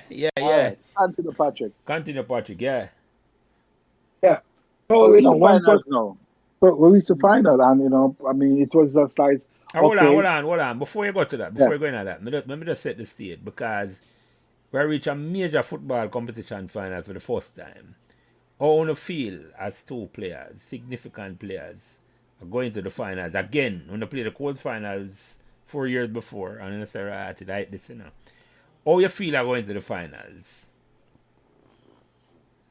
be honest, You want I me to- mean, Okay, go ahead, Patrick. I'll answer after. Oh. I think, I mean, I was confident that we couldn't lose the game. I mean, when I look at the team we had, and the players, I mean, we felt it was as if looking at a Colts team to some extent. Because understanding, I mean, you look at, we knew the work we put in, we knew the skill level that we had on the team, and we know the capability. And the thing about it, right, is that we didn't get on each other. A man make a mistake, one thing, okay, no. The team rallied again with each other. And when we were especially in that tunnel, and Potter said, Meadowbrook. I was like, yeah, Meadowbrook, yeah. And that chant meant something. It is just, it'd be like, Potter was saying, all right, guys, business time. Let's take care of business. Right? And that became, that happened at JC, that came at Charlie Smith. And man, when we stepped on that pitch, it was like, okay, Charlie Smith, you want this? Don't know. But don't know if you want this, you have to get through us. And I didn't think Dunedin could beat us. And I'm looking at hindsight, the team that we had in '86 playing that final was solid. It was more than a solid patch. I mean, I can tell you, and Luke would have said this, and when me listen back and hear certain things, I can make a comparison, and I don't care what nobody want to say. But you see that team that win the Walker Cup was the best football team for the year in a Money Cup, and more than just the best brand of football me ever to play. And only one other team is to play better brand of football than that Meadowbrook 86 Walker Cup winning team. And no, I don't know that team, yeah. The great Clarendon 1977 you know me I talk about it. Yes. Exactly. With Lenny Hyde and the late Bender Hutchinson passed last week. Yeah, man. As only one other team played a brand of, it's unfortunate, so I never speak and make the change earlier. But me I tell you, the dominance on the show, the Walker Cup run there. As I said to you, one other team missing, man talk about the KCC 65 team, me never run to see that. But me see the 1976 77 Clarendon College team destroy Calabarna Oliver Sheen match at stadium. 4 of them give them. And that brand of football they want to play in terms of the dominance. And just listen to one I talk about it. And you never have no doubts on the better than the rest of the team them when they reach a Walker Cup thing. So I just have to put that out there because it wasn't just say it was a dominant team. It was a dominant best sports team since, in my mind, since a football team, since the Clarendon College team in 1970. The brand of football I want to play. You follow me? And Jelly, just to add to that, I wasn't there for it. Obviously, I'm still bitter about it. That's a different story. But the maturity that Paul and Patrick had, and if you look back in 4 years of Manning Cup playing all this stuff, climax since winner. And at this stage, the thing about Manning Cup, you can have a man as young as 14 a playing, you can have a man as old as, I think, 18 or 19 a playing. But the maturity that Patrick and Paul had at the time and the experience that they had at the time, and this wasn't their first rodeo in a finals, No. So it leadership carried him through in addition to skill and coaching. Yeah. Yeah, go ahead. Patrick or Paul. Yeah. Go ahead. All Yeah. right. Patrick talk already, Jelly man. It's my You turn. Okay. Go ahead. Yeah. Patrick have the tongue. Yeah, all right, go ahead. Yeah, well, it's 86 finals for me. I went into that game pissed off. Now go away. But I'll tell you why. I heard on my radio a certain coach from the team that was playing in the finals, right? Only Donoon in an interview, only Donoon can beat Donoon. Wow. Right? So when I hear the man say that, there's only one question I could ask myself. I never know so we named Donoon. Next, I made it with my play against. This occurred to me in 82 when Mr. Here said a similar thing to us when we were about to play Campion College. At Campion, Mr. Here said to me that Campion have the best midfield in Colts. That pissed me off. Campion get 200 yards. I scored from about 20 yards out. Set up starter for the second goal. After the game, I went to Mr. Mr. You always say the best midfield in Colts. You take on him challenge. I hear you. Yes. So when we hear... Sorry? Go ahead, Paul. So go ahead. So when I heard Big call. Make them statement there, and then to top it all, in the training room before the game, they were saying the same thing. Yeah, put that. Only Donoon can beat Donoon. Yeah. So when I step out on the field, as me telling you, I'm my midfield. I'm my midfield. I was playing with a chip on my shoulder. Because you know the thing about the twin Jelly, Meadowbrook was an underdog in the finals. Always. Meadowbrook, because everybody talk about the ultimate butler, the Keto, the Yap, and the Kitson, and they see it. How great this Donoon team is. Right? I said, but seriously? So when we turned down upon the man, them, don't know where reach them. You know, so I have seen Big Carl in Florida couple years after, good while after, a Big Carl look at me and tell me, say, you Gobbler boys, you were thorn in my flesh. You were thorn in my flesh. We sit down and talk to the man. The man say, I have nightmares about the game because it's like him don't know how him lost the game. But hear the thing about it, man. Meadowbrook had a youth named Devon Reed, a.k.a. Twiddle. Twiddle? Yeah, man. Twiddle was a ball handler. Yeah, man. Right? So when I mentioned something about leadership a while ago, I'm going to share something with you guys that most people didn't even know. Twiddle and Yuri couldn't get along. Twiddle used to cuss Yuri a lot. Yeah. Right? But I said Yuri was Tony, I said you. I said Yuri was like you in the midfield. Hard working, tenacious, don't give up. But he used to make to get pan him. No, me was like the ring mediocre. The mediator, sorry. Yeah. The mediator, right? To ensure somebody Twiddle and something there, Twiddle get pan Yuri. But it's when time two of them play. So what does Twiddle? They make Twiddle do him thing, man. I know the strength of my game was going forward and coming backward. I know that. I could run for 90 minutes and more. That was my game. Twiddle was a ball handler. Not Twiddle do him thing. I said, you was a worker. So I understood my midfield. Just like how Patrick understood his defense. I know Bobby, Emil, and Billy. I know how they wanted the ball and how they want how to play. It was like synergistic. It was so the game when the game started, it was people are dead now. Some see because when I see Meadowbrook coming out for the field without the trophy. Because we were that good. Patrick said about confidence. I wasn't overconfident, but I knew we weren't gonna lose that game. After what I saw what we did to JC, because even before the JC game, people don't expect us to beat JC either, you know. Because when you're looking at the stands, you know, at stadium, you know, the grandstand, you know, you don't see no green and blue uniform, you know. No. I played navy blue pants and something in the shirt, you know, blue shirt, you know. You couldn't see a Meadowbrook support up there, you know, brother. And when the game done, that was all she wrote. So the same thing with the Dunoon game. When we finished demolishing Dunoon, the man said, boy, this is the greatest team. Yes, you're right. That Manning Cup team was the greatest Manning Cup team. Was never had one Manning Cup. Never had one Manning Cup. Yeah, that's that Manning Cup team. You're right. Because it looked like some should I really keep having negative commentary against you and piss you off, bring out the lion. But guess what now? Yeah, go ahead. Yes. No, after the season, you know. Yeah, go ahead. Sorry. No, after the season, right? They wanted to play a Champion of Champions Cup thing, you know. Yeah. Look it up about that.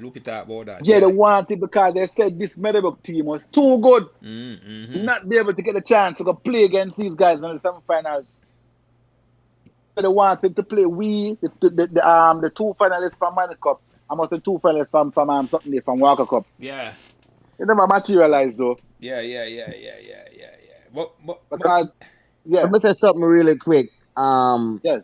Paul, you mentioned something about the Campion game. And yes. Jelly, I don't know if you remember my podcast, and I say I thought that was the best, in my opinion, that was the best game that the Colts team played. Because Paul, I remember them 2 goals there, and I remember how you perform, and the whole team. I thought that was, as a whole, the best performance in the Colts team in terms of just passing the ball and scoring. So interesting to understand 40 years later your motivation for that game. Yeah, let me mention something about supporters when it comes to that, Paul and Patrick, because I was in the stands. I mean, in the stands, I'm going to call some name and I know them, man. Yeah. My cousin, Richard Lodge, man. Kevin Barnes, and the late great Leon Buffy Chambers. I know say, no man no bigger than Buffy when I'm at here for him school and I talk about him school. Yeah, man. You follow me, I say, because Buffy was a part of the Cold team there, and Buffy bring a sense yes, man. of determination, and Buffy have a sense of like, him not take no check from nobody, man. Him does, no. Him no feel saying a man for beat up him team, and it's like, nobody bring a badness of Buffy on the field or off the field or none of that. Yeah, man, I told that, man. I Buffy that. Buffy that. So when it comes to coverage, we say a man come try out about you or none like that. I have to talk about him a little bit, you know. Maybe when Kevin and Richie come on, we can talk about Buffy some more now. Yeah, go ahead. Just one interject quick and fast. When I came to Meadowbrook, I met Buffy, you know. Yeah. Buffy was the first dude me see with my braces, you know. Yeah. And I look at get a youth, you know. I never see braces before and tell me the braces in Buffy mouth, you know. Yeah, but there are even the braces, you couldn't stop Buffy couldn't stop him from dark, you know. You could not trust him. No, you couldn't. Braces with adjust the braces. Never happened. Yo, no man, Buffy used to come on my yard at Promocal now. Buffy used to trim me and all after I left school now, Buffy, but you used to Buffy used to have Meadowbrook Estate, him and Kevin and the middle of the bus run a Meadowbrook Estate. So, and then him and Richard are good friends. So, but the close to Buffy, man. But it's that about support. And even here's the talk about it, you know, our sister. I don't know, probably don't even know our sister. Forget what our sister name. Dragon Meadowbrook at the time. Here's a wild man. They come on and say our sister. Ask her for father go. So again, we come back to the female supporters, you know, who then understand, you know. Yeah, man. Big time, you know, big time in a sense, boy. We never know. People ain't think of Walla and I watch a football. I say, Sharp, I bring us to come follow up and talk about it. But me I tell you, the support is there, Patrick and Paul. The support no, the support is there, you know. Yeah. But just the raw people that go on make it seem like, boy, you know. Man, like we are not. Yeah. So the point is, you know, the football victory is sweet to me, you know. The Walker Cup win there. Yeah, Tabo, man. Because I never forget that thing. As I said to you, say, you know, when the sunlight and the sunlight thing started all off and all the way, but I tell you, the pinnacle for me was the Walker Cup, man, because we start, and it's not just was a victory, it was how we do it, you know. The stamp of authority, I just say, Paul, are the best Walker Cup team we never win Manning Cup, are the best football team we never win a Manning Cup in Jamaica. So we just have to set the record straight on that. And only the confidence we're not talking about that and all the way, I tell you, man, but no, because years after Jelly, me a man come to me and say, boy, yo, that year the 16, everybody talk about the year the 16. Everybody talking about the year the 6 Man Cup team. Yeah, man. So, boy, It's a shame they never videotape it, man. Yeah, it's a pity. And then you see, I have to big up the coach, you know. Because him come on and him give him so, but I have to make JBC sure. archive. Yeah, I have to big up Potts, you know, because him come Yeah, on man. and Yeah, man. him make sure him more, in a sense, him get a team in a sense. I didn't want to say ready made, you know, but only the kind of ready feet, you know. But as I said over and over, Yeah. you know, it's not every man can take a man when whether for win and make them for win. How I put it, it's not all the while a man a carry to the I carry to the mountaintop, I go carry to the promised land. Because that sometimes are two different people. And put come and carry to the promised land in terms of say, well, win Walker Cup. And deep about it, you know. We never come, we have not won another trophy in terms of that since a football trophy since that time. Almost 40 years, you know. Because I'm not understand, winning not easy at all. And if you look back on the statistics of them thing, you know, a very few school win competition, you know.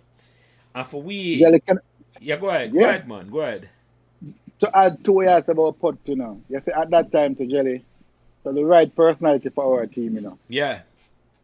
So the right personality for our team. That's Because let me what tell I you, mean. no Pot knew football, you know. Yeah. Oh, yeah. Yeah. We didn't know Pot, but Pot was a very good coach.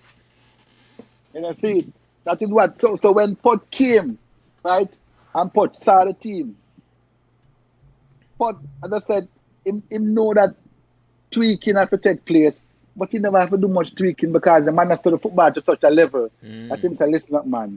Basically, have players, have the players them in the position we want them already. You see, so just to get us to playing optimum, you know, at our optimum every game in, game out. Yeah. You know, that speaks a lot of volume about Potter as a coach, because enough man would have let ego get in him way and want to Exactly. Man. The ability that to identify and say, oh, I don't need to overdo anything, make the man them do it. Yeah. No. You're right. I'll tell you something too. I mean, he had an endless to a standard. Yeah.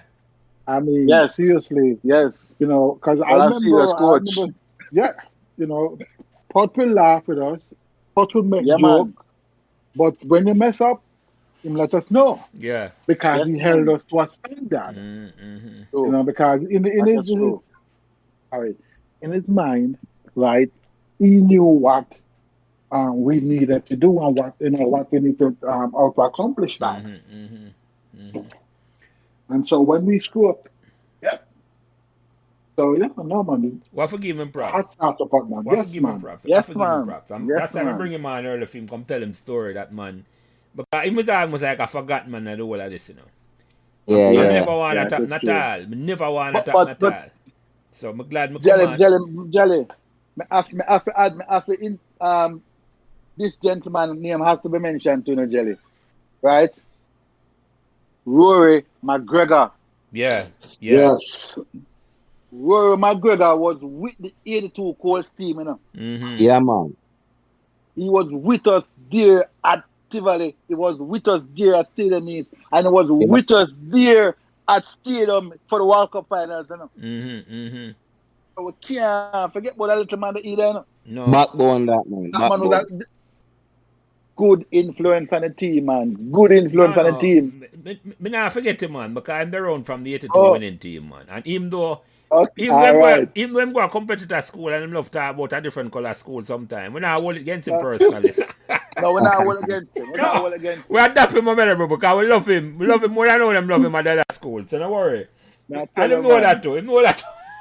But you know, Mr. McGregor said one time, and I'm say, when you play KC, you play the name and not the team. You know, knowing that he was an ex-KC boy, you know, for him, but the man that support him, man, cricket, football, choose everything, man. Mr. McGregor did it with it. I thought, you know, and I think I take regret to this. I one of the longest, maybe if not the longest serving teacher in Meadowbrook. I'm there for maybe about 40 years, you know, because. Yeah, man. Yes. What forgive me, props. You still there? No, I don't think he's there no more. But up to, I think, I don't know long ago, 2 or 3 years ago, I tried to get him to come on the podcast. I did talk to him earlier, but him the kind of busy with him school schedule and all them things there. Or You know what that said, Jelly? Yeah. Because the man will teach, no, I teach for the money, no. They might teach for help. Yeah, yeah, yeah. And so Yes, man. volume about Mr. McGregor, and me tell you this too, man, because Mr. McGregor used to teach me. I never learned too much because I never have the maths part. But the man is one of the smartest academic minds, you know, sir? Brilliant. Yes, man. Yeah, yeah. Yes, man. Tragedy wise and all them things, man. You're right, Yeah, Tony. man. But Brilliant. it go the Brilliant. maths, it's a mental, it's a mathematical brain. I think panel up on certain things. So him know when him a tell you certain things, him know certain things, man. Him could have go anywhere and do and make more money than where him choose for do for help people and help Yeah, man. Yeah, students. man. Yeah, man. Mm-hmm. And when the Yeah. familiar book, when I leave him out at time, man. Hopefully we get him to come on, come give him story. But we will see. We will see because this is all about the memories then. So after I win then now, Patrick and Paul, and win up the trophy, and go on go with Nutrament Shield, which is almost I put describe like as an anticlimax. It's like when I say, even though I put some groundwork on that and realize it was not. Man, I go in at the match and think say St. Mary's is an underrated team, but I only ban it man I play on the team. But Exactly. I never have no doubts in I go win the match because what did that now? No. Go ahead, Hey, Patrick. Yeah. Jelly, Sir Paul. Yesterday before we played that Nutriment Shield game Yeah. at stadium, we not trained for a month, Right, put that about that. Right. Yeah, because we didn't know when the game was gonna be played. Yeah. We didn't know if the game was good. So when we played St. Mary's College, a stadium there, no, there was no doubt in our mind that we were better than them. We never. Let me tell you something. The team was so confident now in every game, every time we step on the field. And we have to basically play bad to lose. Yeah. It's that game we know about the keeper, Stone. We know about the keeper, so the keeper good pan him right, and him good pan him left, Yeah. And no matter how much time we kick the ball for the ball go left and the ball find out way to the man right, Yeah.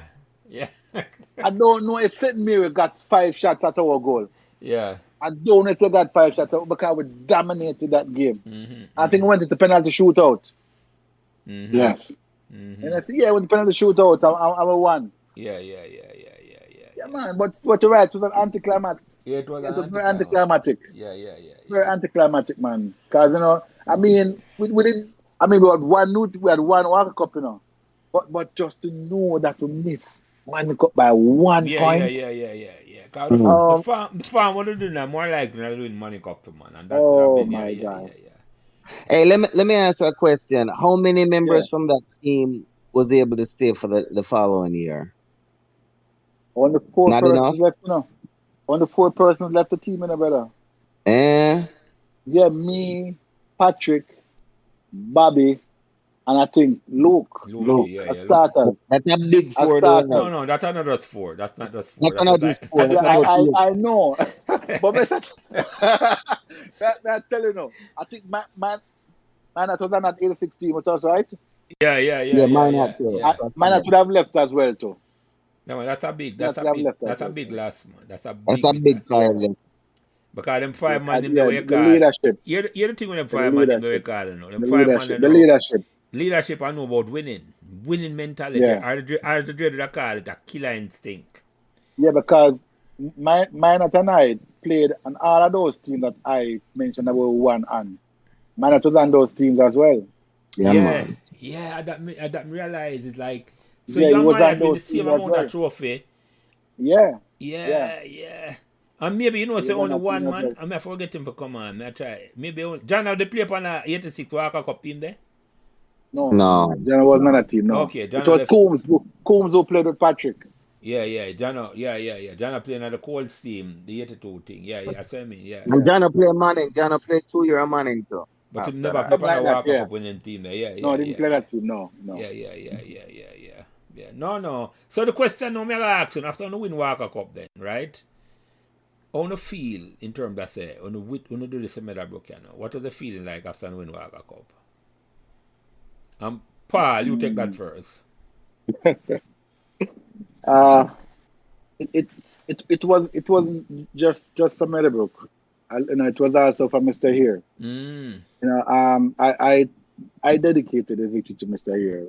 The Sunlight Cup, the Tappin Cup, and they Walker Cup and a Nutrament Shield.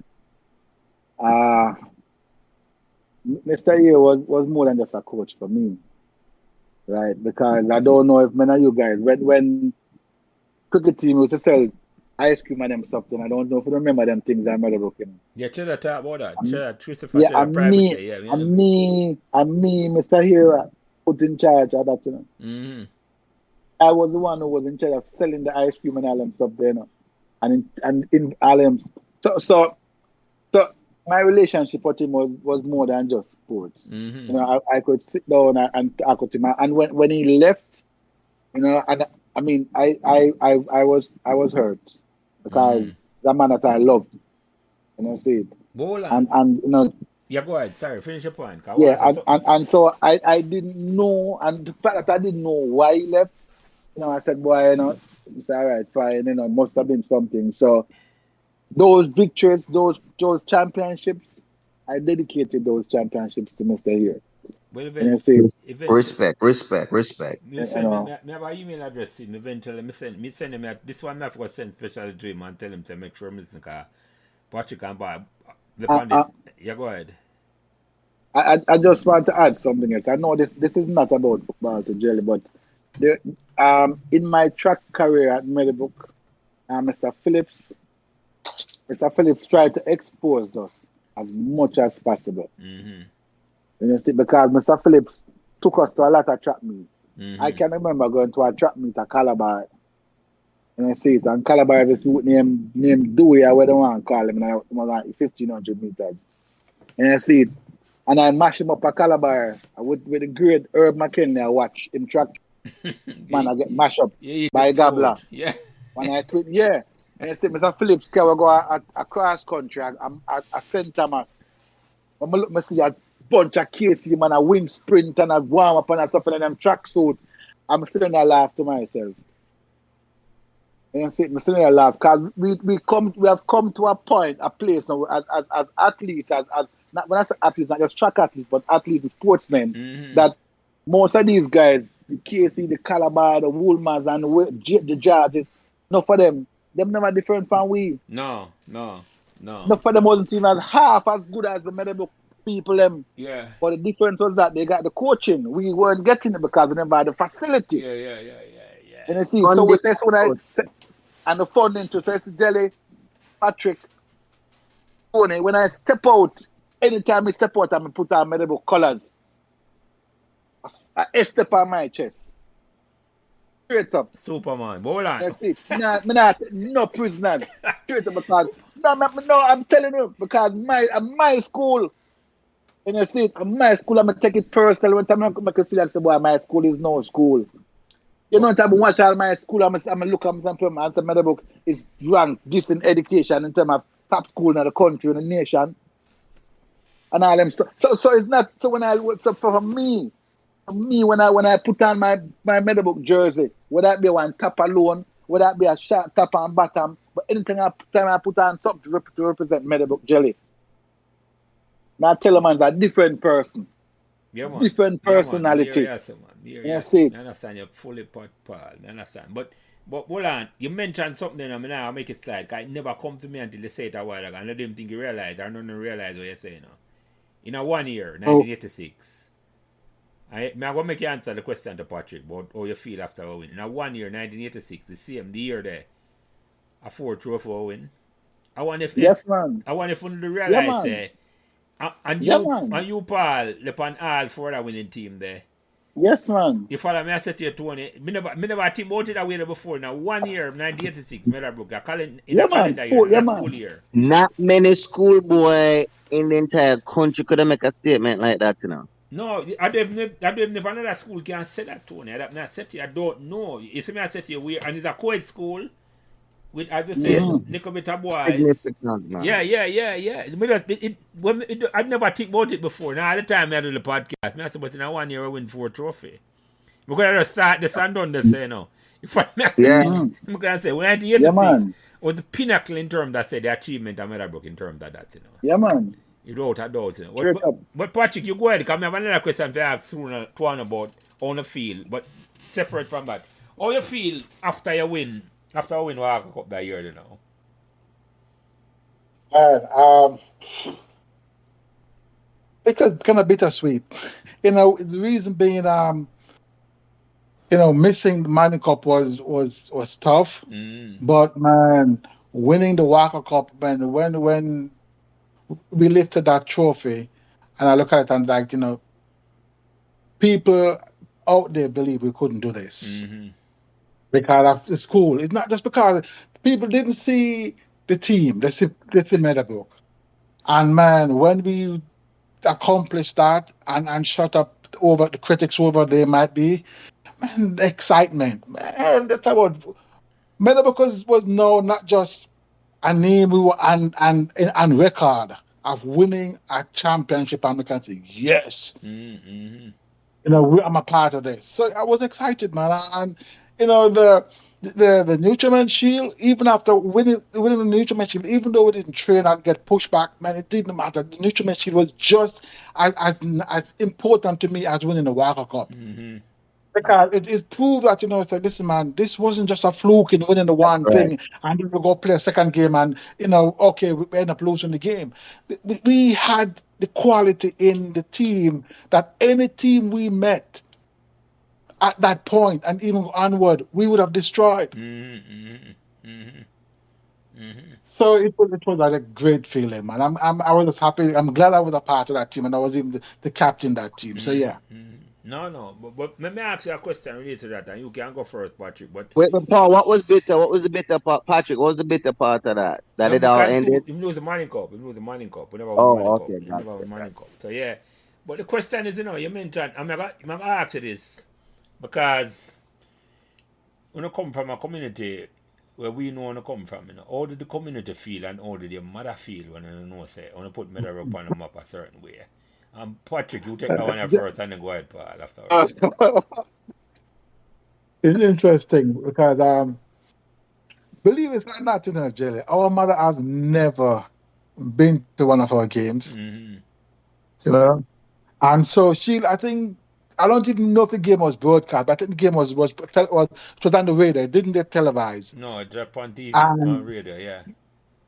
Yeah. And I'm going to tell you straight up. After we won the Walker Cup, right, all I can recall is taking a bus after the game, going home, and I'm telling you, man, entire 100 was up in arms, man. The man, the lane was the entire lane was listening to the game. So the support wasn't just from the school, man. The community was behind us. I like 100 lane win a Walker Cup. Hello? No, me say it's like the lane win the Walker Cup too. Yeah, man. Yes, man. That's how it was. That's how it was. Hero business, them thing then. Go ahead, Tony. Go ahead, Paul. Yeah, Paul. Sorry, go ahead. Yeah. You talk about the Walker Cup, but I want to go back to when we started Meadowbrook and a couple of years into Meadowbrook. It's a sports day. The whole up talk about Common, Black Ants Lane, 132, Dunmere, Park Lane, 100, the bottom field. And just for the record, all of them are one political colors. No. And that not one political color. You don't want to mention that, Paul, because more man understand the unity where exists at Meadowbrook, man. Exactly. All of them, they are bottom field. I'm not saying, I'm not bragging, I'm not bigging up anything, Jelly, because I'm a local twin brother. We could walk on Reddles Road at any time. People know it. There's this guy who used to work on the bus, Prince Macho Perry. Remember that bus there? What do you mean remember the bus? Yep. $250,000. Yep. You see that bus there? Yeah, 37. Doctor named Boozer. I can't forget him. And Patrick used to go to school every morning because I walk go to school. Because we don't tell you why we choose Meadowbrook and Calabar already. Wow. We're the poor, so we have to just walk. Yeah. And I said, and Boozer picked me up one day. I go to school and Boozer said, "Me tell you something. A 32 Guinness, but win for you and your brother at sports day. The man said, every man come in bed for me and my brother. I when the man tell me, Jelly, I have to just look back at, I said, goosebumps from me and I have to just look back on the shit, man. From that, anytime the man see me and Patrick walk on the road, I go school, or from school, the man pick me up. So that was the respect. So when we won Walker Cup, and 100 lane alone did I celebrate. Because when we had recruited to play ball at 100, them time, even though it was political, right? I'm going to share this with you, Jelly. So we grew up in 100, part of 100 at PNP and part of 100, and a little bit at 100. Little bit at JLP, you know. Yeah. The surrounding community, Park Lane, at JLP. Yeah. Amen. So when we play ball against man from 60, from 100, from 104, from Park Lane, from Cap. So when time we win Walker Cup, I never just 100 lane alone. And the whole Reddills Road. I celebrate. And I said, I tell that straight, the whole Reddills Road I celebrate, man. So if we couldn't walk on the man, I said, yo. Yeah. And I said, yeah. But we know, so when we go to do it for the green and blue. Yeah. Yeah. Because people never really give us school and ratings. No. I that same feeling I have to. Yeah, man. Win for Meadowbrook. Yeah, man. Yeah, set this. Yeah, go ahead. Jelly, and a little half of me get to leave my school, you know. I'm going to go which part? I'm like, when you put it in, to leave my school. Yeah, my school. I'm going where? That man couldn't pay you no money at all. Not tell it straight. Yeah. Nah, man. You couldn't give me no, man. But talk about me, but proudly, man, even to this day, man. Yeah, the experience. The experience, it wasn't just about the sports and the family and the people we meet. And the friendship we develop. Genuine. Yeah. Tony there is a testament of that. I played with Tony from under 16 days. I got Florida too. And I got Florida a couple of years ago with my football team, ambassadors team. Yeah. And Tony was at SeaWorld at the time. And I don't know if you remember. Man. Tony get over 20 tickets. We go see Shamu. Time Shamu was a thing. And I see it. But I not say that, I not just tell that about myself, the relationship. Family. You know, Yeah, man. Jelly and Paul and Patrick, if I may say this, you know, the environment we grow up influence who we are as we become men, you know. And certain man where you live, where you know, school was like we spend more time at school sometimes because all the sports we play than even we spend our yard. See me? And the opportunity for just build character and grow up from boys to men with them group of guys. And Paul spoke about Mr. Here and the leadership he provided. Mr. Here, we all met Mr. Here playing PE in first form. And the discipline the man put in us. And you talk about you don't train, you don't play. The life lessons of work ethic and what you put in and when you get out there. It form way, it shape way. And we are who we are today. We're thankful for the teachers of Meadowbrook. Mr. Here predominantly for us on the sports side, but also the culture and the people and what we get for hang out with. Friends for life, all four way up on the car. Friends for life. Yeah, man, definitely. Man, that's at 100% one. Patrick and Paul. This. But Jelly, you know something else too. Yeah. I remember a couple years ago, I went back and I was involved. You know, they call it what do you know? I'm having a year time now. It's not Thanksgiving. What am I having in July? I can't remember what they call it. Come up. Homecoming. Yeah, it come up. And I remember sitting down with I can't remember. Mikey Carr, I don't remember. Not the one involved in a track, the other one. Dead passed on. Right. Eh? Mikey Carr passed on. Yeah. Maybe I don't have any matter about. Yeah. He was in Wardhouse? Yeah, I think two of them in a Wardhouse. Mikey passed recently. Maybe about the younger one, and the older one, Mikey Carr, the younger one, Mikey. Mikey passed recently. But go ahead, yeah. Wow. And I remember some of the questions that you're asking, Mikey said, him say, boy, yo, me know say, your brother could have leave Meadowbrook anytime, you know. But the man said, that's why I could know, say, boy, I'm glad to stay. Mm. And I said, Mikey, you never was glad to have me. Well. Because Yeah, go ahead. Finish your statement. Sorry. for me, I had friends who were part of the cricket, football, and track team. But I also had classmates, right? You know, people like Oswald Barrett. You know, see, Peter Champagne, Mm. all day, Louis Watt. You see, Patrick talk about our name, Gentles. We had some friends outside. So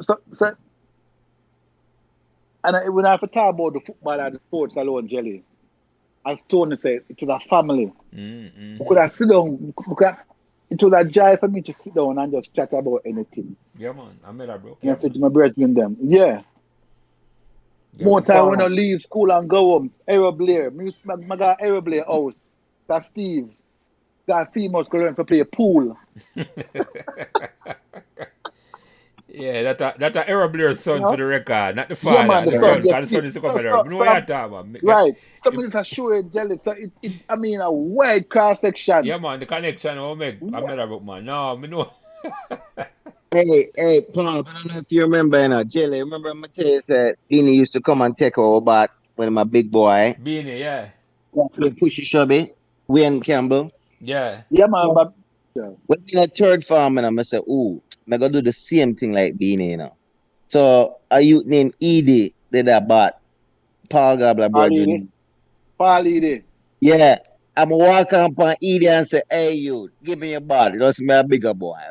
And take away Edie bat, and Edie put on a piece of fight in this, man. I couldn't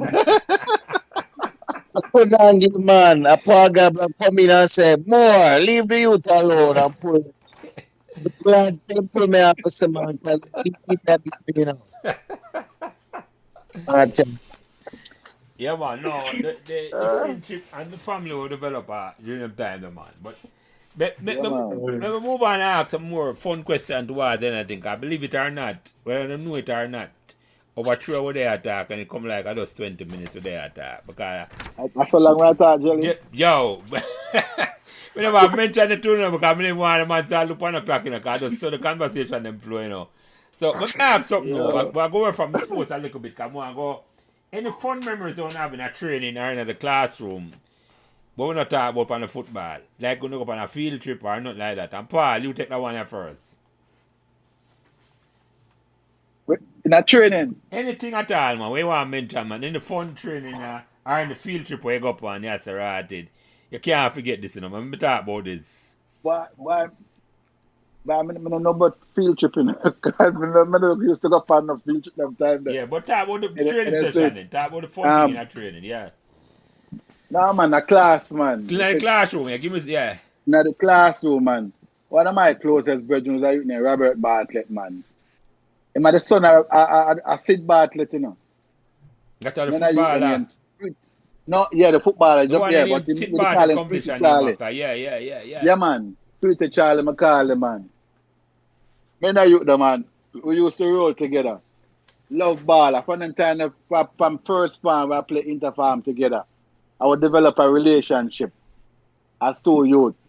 And after today, and I said, me and Sweetie Charlie a reason. A couple of weeks, but last week, me and Sweetie Charlie a reason. And I said, I was talk about life. You know, sit in school and all them stuff there, and the impact what Meadowbrook, you know, it had on us. Mm-hmm. You know, when we look at Peter never passed him on the road yet. As big as Peter is now. Champagne, Peter never drive past him. Yeah, man, Peter Champagne. And so at school, we could sit down, we could just shoot the breeze and talk. Mm-hmm. One of my fondest memories, I can't think about, because I know I go through a grade, but my first farm, Jelly. The relationship I'm build with the man them from first. Because them you to tell about if I'm first farm, you know. None of the man in play sports in Meadowbrook, you know. If I'm first farm, I tell about Jelly. So for sure the impact when the man have on my life and in time, that the recruiter come out of the ghetto. And I say, And I see the wide cross section of people in front of me. And I said, boy, I never body nobody now look down for me. Because I remember one time I looked for Peter. And even this girl named Catherine Thompson. I said, Peter, you what happened? 100 lane me coming from, you know. And I see it, I said, me I got a friend. And I see it, me so I know so that's where me come from. And I see my which farm me come from.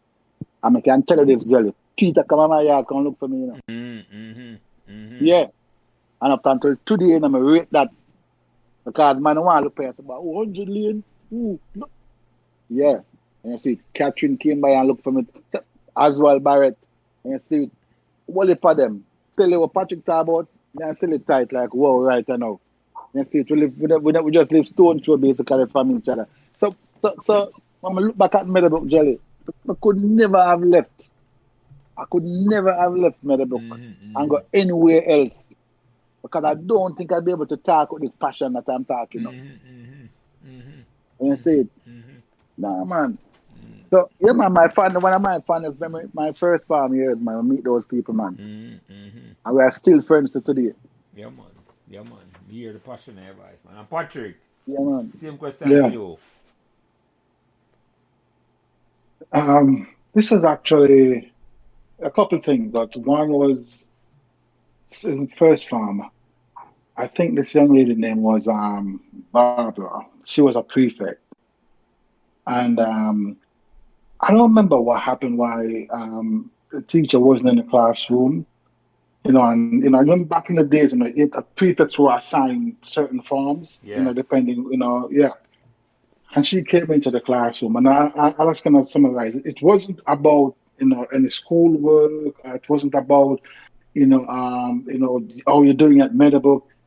She shared her story. Man, Jelly.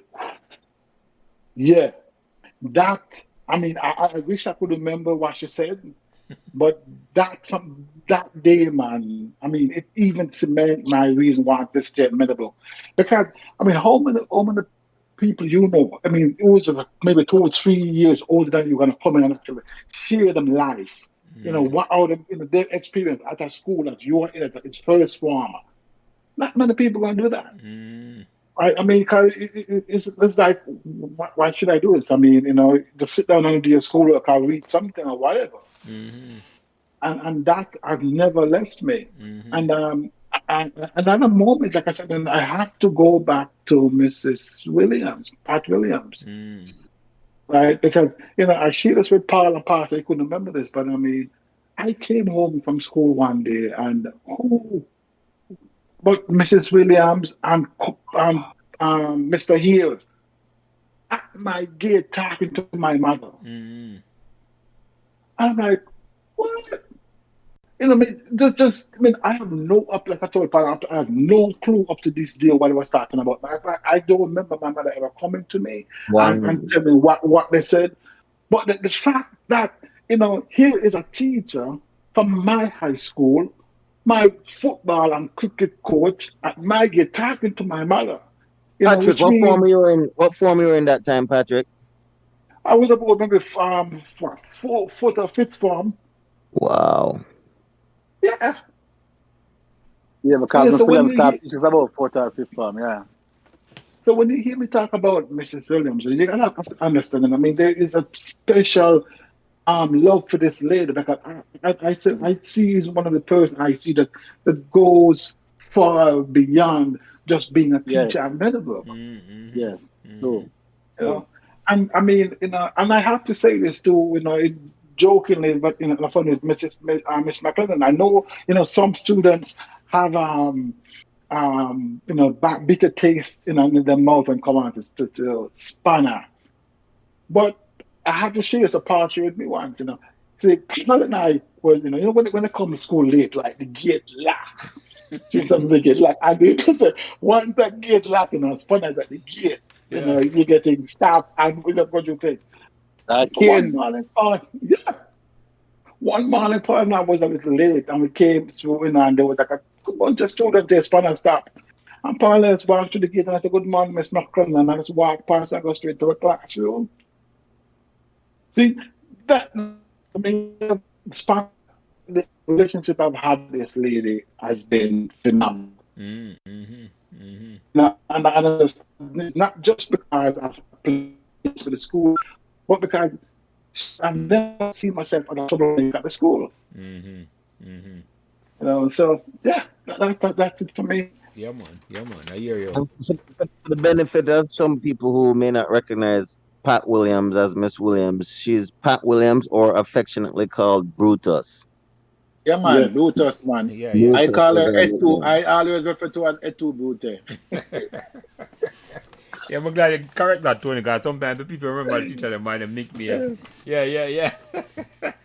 I don't know when I talk, I was a little, I'm looking at the yearbook where you sent to me. Me have that Tony, so yeah. So when we go on for some more fun questions, because I ask all of the questions, look how long this conversation I take. I go through this, you know. Because I don't know if I get a twin on the program, Patrick and Paul, legendary twins. This is longer than most of the podcasts. This might be the longest podcast. I mean, I have no apology. No apology. The most embarrassing moment, I mean, I started you, Patrick. Where you can look back on with a smile and Meadowbrook. Patrick, you first. I'm gonna be honest, Julie, I find the cow. Yeah, Patrick, go on. Patrick, you break up a little bit. Repeat what you Never said. got me the Patrick, now hear you too good in here. Yeah, we're not doing Patrick, period. Yeah, go Oh, ahead. really? Can't hear me? Yeah, go ahead now. Go ahead. No. I hear you now. Go ahead. Interesting. No, I was saying that in all honesty, I don't ever think I ever had an embarrassing moment of anything. See, We have one for Patrick, you know. If him not have one, we have one for Patrick. Maybe. I'm here, Tony. Let me hear it, Tony. Go ahead. Yeah. All right. So Patrick must in a first or a second farm, and a younger youth still, see me? And remember Reds, Bonds, Mr. Bonds, from the bottom field? Yeah. Patrick must go walk from Bonds, pitch or something. And Bonds, race up Patrick, you know, and Patrick, I say, oh, where you do? And all Patrick says, soon come back. And him left, and we start walk out towards Redwood Road, you know. And I said, the whole bottom field wait for Patrick to come back with the whole one. You remember that? Remember, I counted by the time about the words. Yeah. And him left and said, all him said, soon come. And I said, wait for the brethren. Patrick bring the whole. You think Patrick got for Lillian to come back, Tony for Reds? Tony, yeah. The was cool away, man. Red All right. was something big, man. But Paul, you take that one, you have an embarrassing moment where you remember when you look back with that smile. Hey, Jelly, Yeah. you want to hear about Belfoot brief? No, remind me about that, man. Yeah. You Tony, you want to hear about Belfoot brief, Tony? don't say you something there. All right, tell me about that. You want me to tell it, Paul? Eh? You want me to tell it?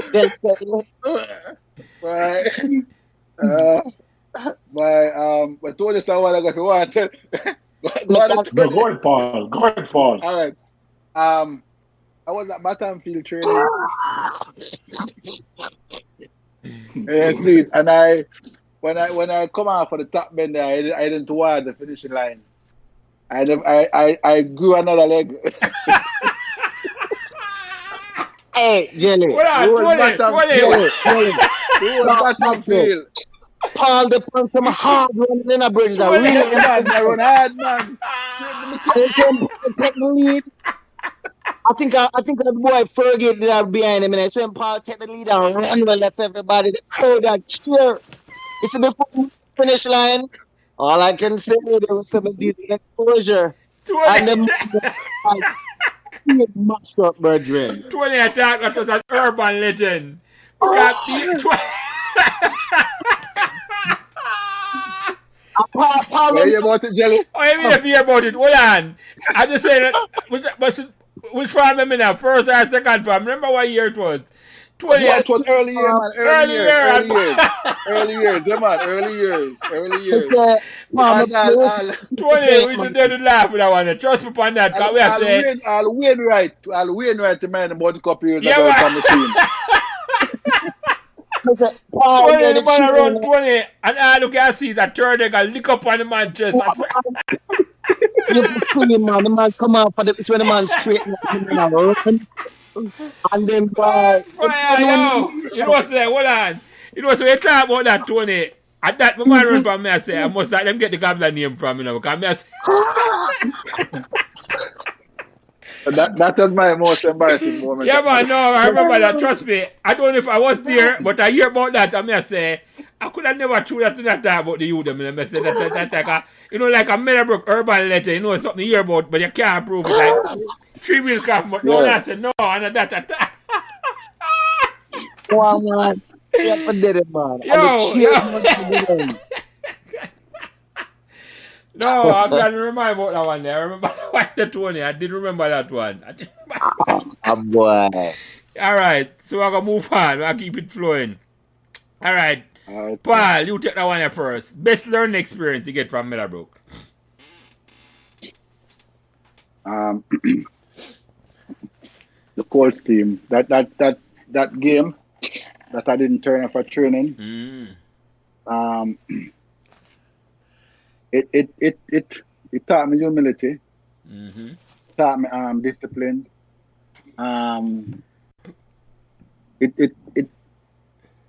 When I looking back after the whole incident, how selfish I was.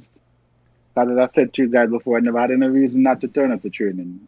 You know, I never had any reason. I just decided why I wasn't going. And see, so that really. I mean, I knew I was disciplined in terms of my training and all them stuff there, but that really kind of cemented some things for me and said, "Yeah, I'm Pablo. I mean, you need to do better." Yeah. In the state. I mean, the market one game, but a one game that disrupted everything that we had going. You know. So yeah, that was a big learning moment for me at Meadowbrook. Yeah, man. That big learning experience that moment. kind of realign you for life, certainly. That's why you are. Yeah, man. Yeah, Man. Yeah. It's like it'll go a different way if you never learn a lesson that all early. And it's man. like you have to thank the dread for them thing that you're at. It's like I'm Yes, going to man. step in and I say, just realign them a certain way. Yeah. Same thing my son say. Yeah, my son talk about that same thing. So Patrick, your best learning experience at Meadowbrook? I guess it's revolved also on Mr. Here and I would say the Colts team. You see, there was, to me, some players on that team that they may not know it then, that I respected a whole lot. Squitty, Kirk Smith. I talked to one of them right now, Tony Moore, Luke Witter, Jono. Yeah, man. And I don't know if you remember, but sometimes when I lose my way, one of them would always, Jelly, without hesitation, come back and just get the back on the right track. And for me, he just talk about it can't think for yourself. It can't be about you. It's about the other person who is a part of what you're trying to build here. And so it can't be selfish. It's about being unselfish. I would say it would be my best learning experience. I made about that. Even though what I may have accomplished, whether on the field, on the track, or even the classroom, what to extent, is just I cannot be unselfish. I have to, think of the other person. Just like all those guys, man, used to pull me and talk to me whenever I stray. So for me, that's it. Yeah, man. Powerful stuff like Patrick. Your friend them are only accountable. A very few places you go in life where your friend them are going to say, no, man, you're out of line. You have to step back in. And you listen. That's the respect where you have to friend them. Yep. Yeah, man. I hear you. Big time lesson them, my brother. All right, next question. Life lesson. And you can take that one your first part. Life lesson you learn at Meadowbrook. You pass on to your friends and family.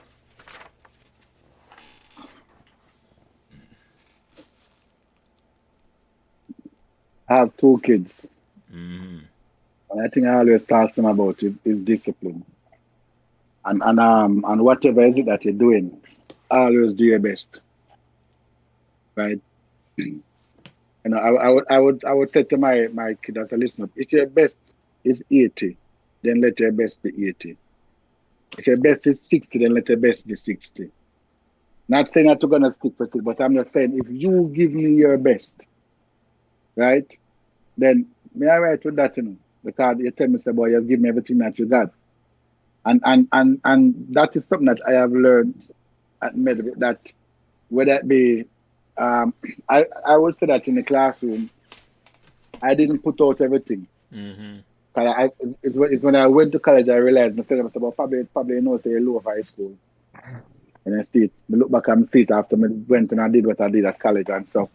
But just looking back at in terms of the life lesson, it would be the discipline, and that discipline has been with me to this day in terms of how I approach things and the work ethic, that I take into life and anything that I am doing. And it's something that I've instilled in my kids. Mm-hmm. I said, anything that you're doing, man, just go out there and do your best, man. Because I'm not going to beat you over your head as long as you go out there and do your best. Mm-hmm. I'm good with that. Mm-hmm. And see, so yeah. Powerful. And that would be it for me. Yeah, man. And Patrick, the same question to you. Life lesson you learn at Meadowbrook, you pass on to your friends and family. Commitment. And you decided you're going to do something and you commit to it. Don't do it half-hearted. You give it your 100%, you give it your best. Regardless of your strengths or your weakness, you give it your best. Because Why can't you out? Yeah, Hello? Patrick. again, I have to look back to what You can't chip out, man. Patrick, what you talking from? Repeat what I said, Patrick. Repeat your question. You Repeat. keep on Because chipping you out. can't trip out. Go ahead from the beginning.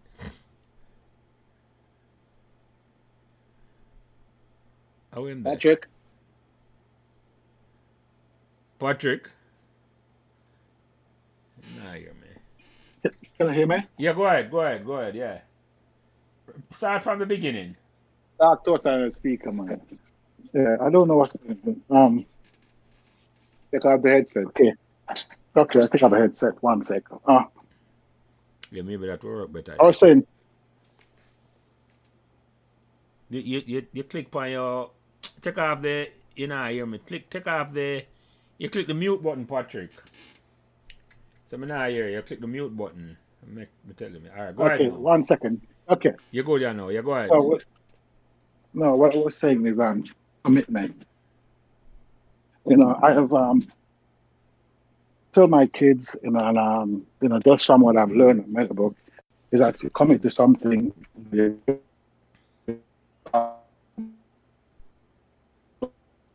A Wi-Fi that Our weaknesses. Yeah, we know Wi-Fi. Yeah, I can go ahead. So. Oh, can you hear me? Yeah, go ahead. Your Wi-Fi keep a tripping now, but go ahead. Yeah. Okay, so I was saying, come back again. Commitment. I've learned that, boy. You commit to something. You give it whether your strength or your weakness, no matter what, you stick to it. You give it your all. You give it your best. You do it. Because I have learned from people around me at Meadowbrook, students, teachers. I've seen it, where, they always strive to do your best, to push you to do your best. And for me, that has always been my goal. Do my best at what I'm doing. Doesn't matter if you're gonna fail. You might fail. You might accomplish it, but you continue doing it. You commit to it, and you continue to give it until you accomplish it. And so that's what for me. I learned at Meadowbrook, and I'm pretty much passing on to my kids right now. Yeah, man. Tony, we are going to Patrick. You know, someone I can finish. Sorry. No, I'm good. I'm good. Yeah. Now, Tony, what may I say to you? 3 questions we have left. May I give the honors for ask the next one, and then me ask the second to last one, and you ask the last one. So you go ahead and ask Patrick and Paul the next question, and then me go to the second to last one. Go ahead, Tony. You go on, Jelly. You go on. All right. I'm going to go ahead. Patrick, you first Yes. on this one now. Message do I have to existing students our future students, our staff member who are going to hear this podcast, who go Meadowbrook, who want to go Meadowbrook, what message you have for them? They might hear today, 10 years time, 15 years time. What message you want is a Meadowbrook people, whether they're a staff or a student, are coming into the school, yeah. Well, first, I would say to the students, listen to your teachers. Mostly teachers are parents at some point. Some maybe not, but they're not there to, make you look bad. Their goal is to help you to achieve your goal and your best. Mm-hmm. And also to I would say the faculty and teachers, is be that mentor, be that beacon, because not everyone come from that neighborhood where they can afford certain things. A lot of the kids that come through Meadowbrook struggle. So be open, to listen to them, to understand them, so that they can, you can reach them. That would be my message to them. And Paul, what message do you have for existing student at Meadowbrook or future student or staff member who hear this podcast someday? What message do you have for give them? Ita, Plendiat, Lux, Vestra.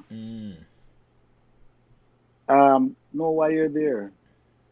Why did you choose Meadowbrook? You've asked a question to Jill, but I'm saying to them, ask yourself the question, why am I here? Am I here to just be like a tumbleweed just passing through somewhere? Am I here to be a part of an institution and know the institution that I can help to build and to grow in and to develop long-lasting fellowship and friendship? Because you see, a lot of us look at school as just to get an education. But what really is an education? Is it just to say, okay, I have 10 subjects or 15 subjects? Build relationships, man. Get to know people that from different walk of life. Get to know them. And teachers, be patient with the students. All of us don't learn at the same level or at the same pace, right? Sometimes we need it to be more than just a teacher. Sometimes we need it to be a mother, a father, a friend, a confidant. Because sometimes some of us going through some things as students you would never understand. Some of us come from some neighborhoods. Let me tell you something. The girls them can't sleep at night because the dad man them want them. The young man them can't sleep at night because the man them want to be shut and watch the corners. I'm saying to us as you as teachers, you have to be aware and cognizant of these things that, you're getting people that they need help. So it's not just to come and just teach them, book work.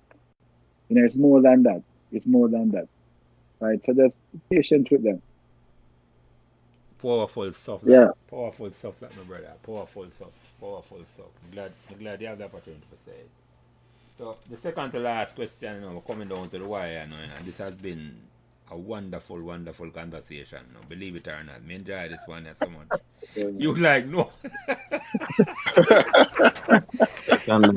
Tony, you like no, me enjoy this one. The time fly like a nothing, like I would say a 10 minutes delay attack, But Paul, you first, is there any question or topic you like comment about? Anything we never talk about, and it's like you said, boy, I don't want Jillian never ask me that. Anything where you think say we could have mentioned, or where you want to mention, we never ask.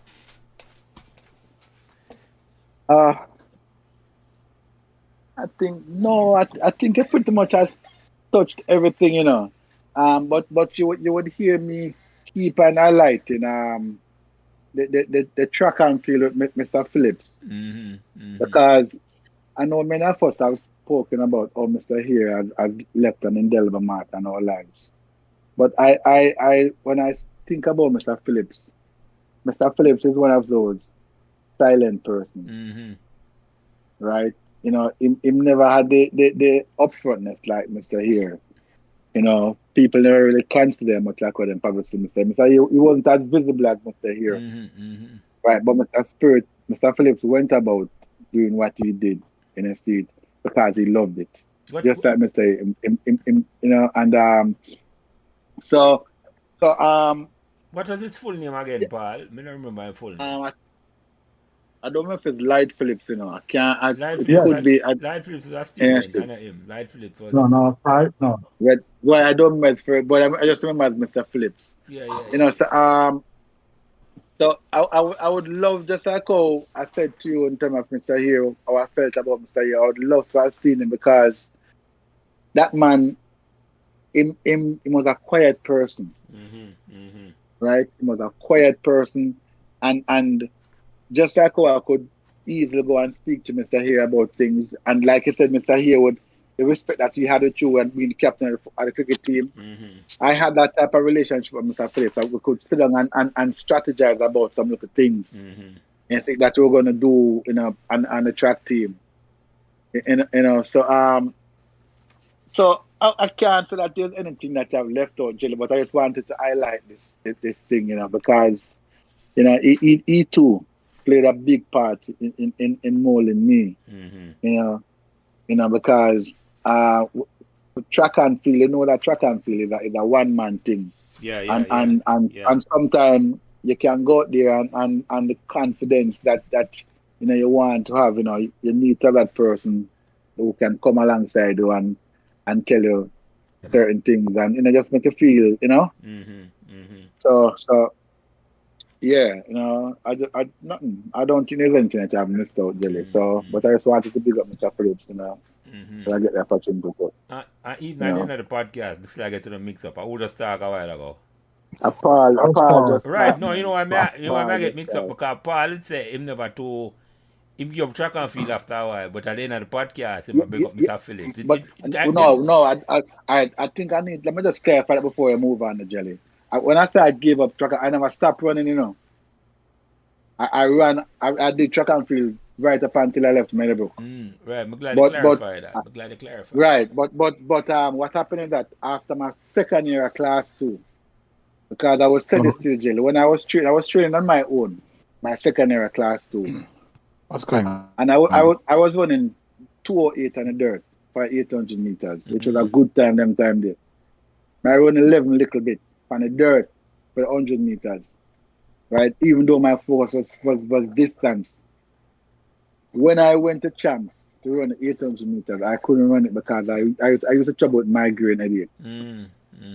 So I vomited up everything that I ate that morning, so I didn't get to run.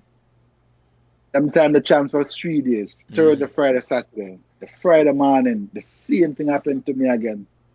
Everything I ate, I vomited up. Mr. Harris said, boy, Paul, you have to go run the 1500 meters. I ran the 1500 meters as weak as I was, and I came fifth in the race. I didn't get to qualify. After evening, I was a member of the 4x1 team. The third leg, couldn't get to run the third leg because I was still weak. Right? And then if I get to run the 4x4, and we came also a part, we came about fourth in the 4x4. Didn't get to go through. Then after that year, Jelly, because I was working so hard because I said I wanted a track scholarship. It was after that year, Jelly, I still went to champs. I still represented Meadowbrook, but I didn't train as hard as previous years. I focused more on the cricket and the track and the football after that. Yeah, no, Yeah. I'm glad to clarify that, Paul. I'm glad to clarify Yeah. because it was a misunderstanding on my part earlier in terms of what Yeah. you said. But Yeah. Yeah, man. no, Just I'm let you glad know. to clarify that. I'm glad to clarify that. So Patrick, any question I never ask you, what you think we could have bring up, and afterwards this done now, and it happened enough, man. I must say, boy, Jelly, you know, so I could have mentioned this. Anything you want to talk about, when you know you mention at all, the floor is yours. Not really. You know, I mean, Paul touched on it regarding to Mr. Phillips. You know, I just have to just again highlight. You know, I mean, I think one of the best decisions I have ever made, you know, is saying yes to Meadowbrook. You know, because I mean, look at where we are right now. So for me, no, that's it. I mean, this is just perfect, man. Thanks, man. I appreciate it. Yeah. Jelly, can I throw a little joke thing inside of there in there? Yeah, man, definitely. I remember one day I was going down to Battlefield. I remember the plum tree and by the gully there, sir. Yeah, man, yeah.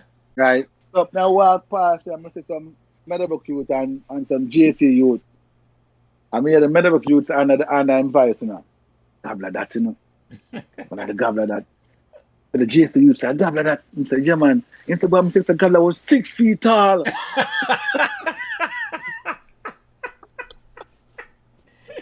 I like it. No.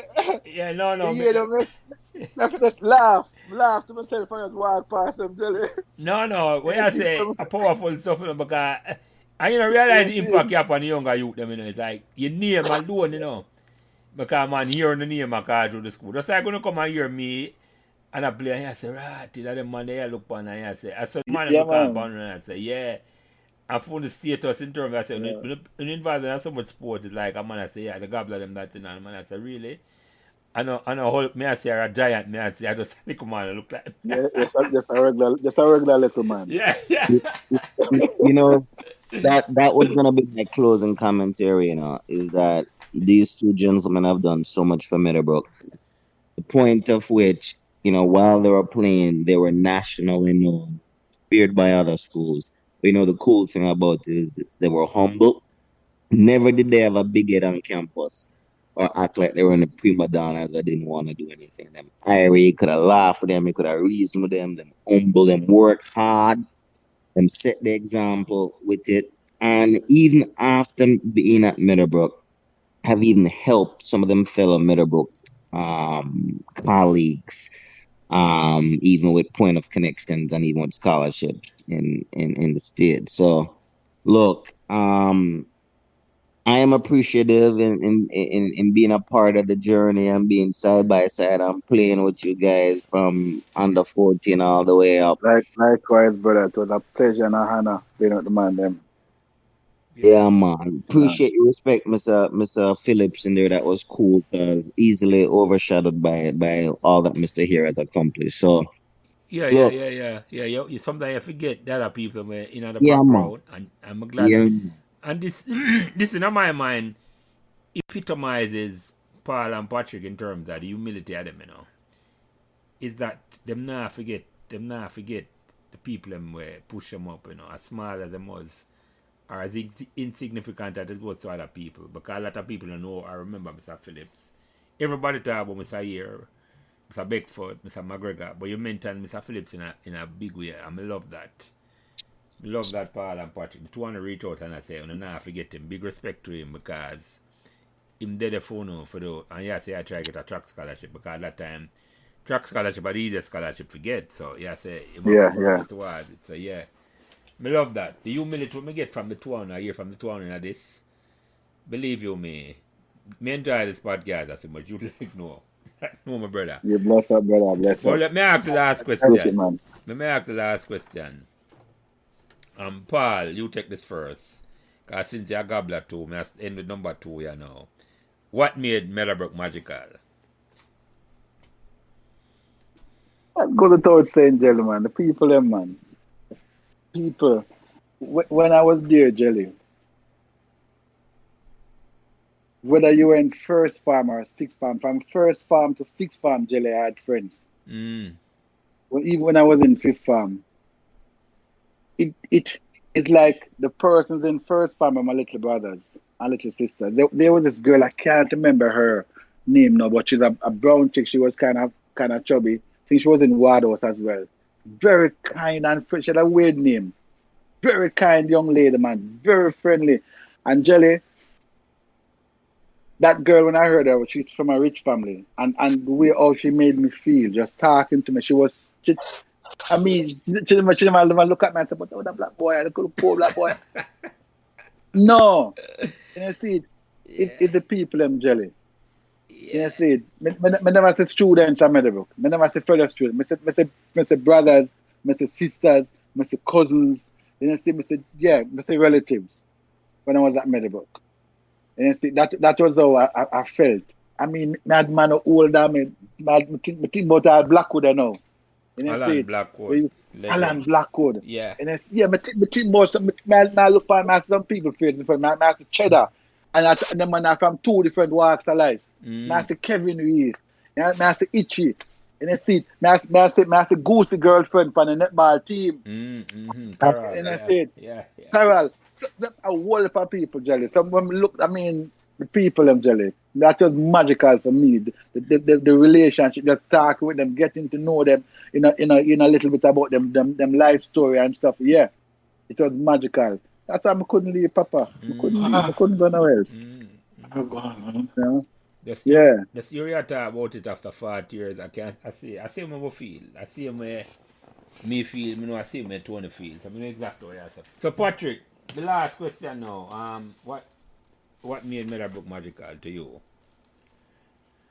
I mean, like Paul said, undoubtedly it's the people, man. The relationship, that you develop, just being at the school, not just the two fellow students, but with the staff, with the even faculty, even with the one name said the food man, Pekka. Pekka. Yeah, man. Yeah. Kalalo and Bun. Yeah. You develop that those fond memories, and it's like, yeah, it's just special because one thing didn't mention, this guy, fellow player man on the Colts team, Robert Salter. Yeah.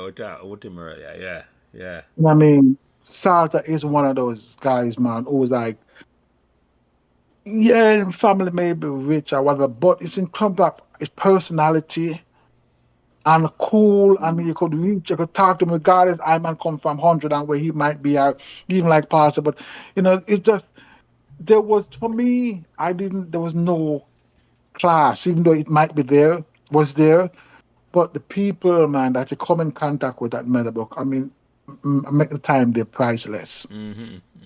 For me.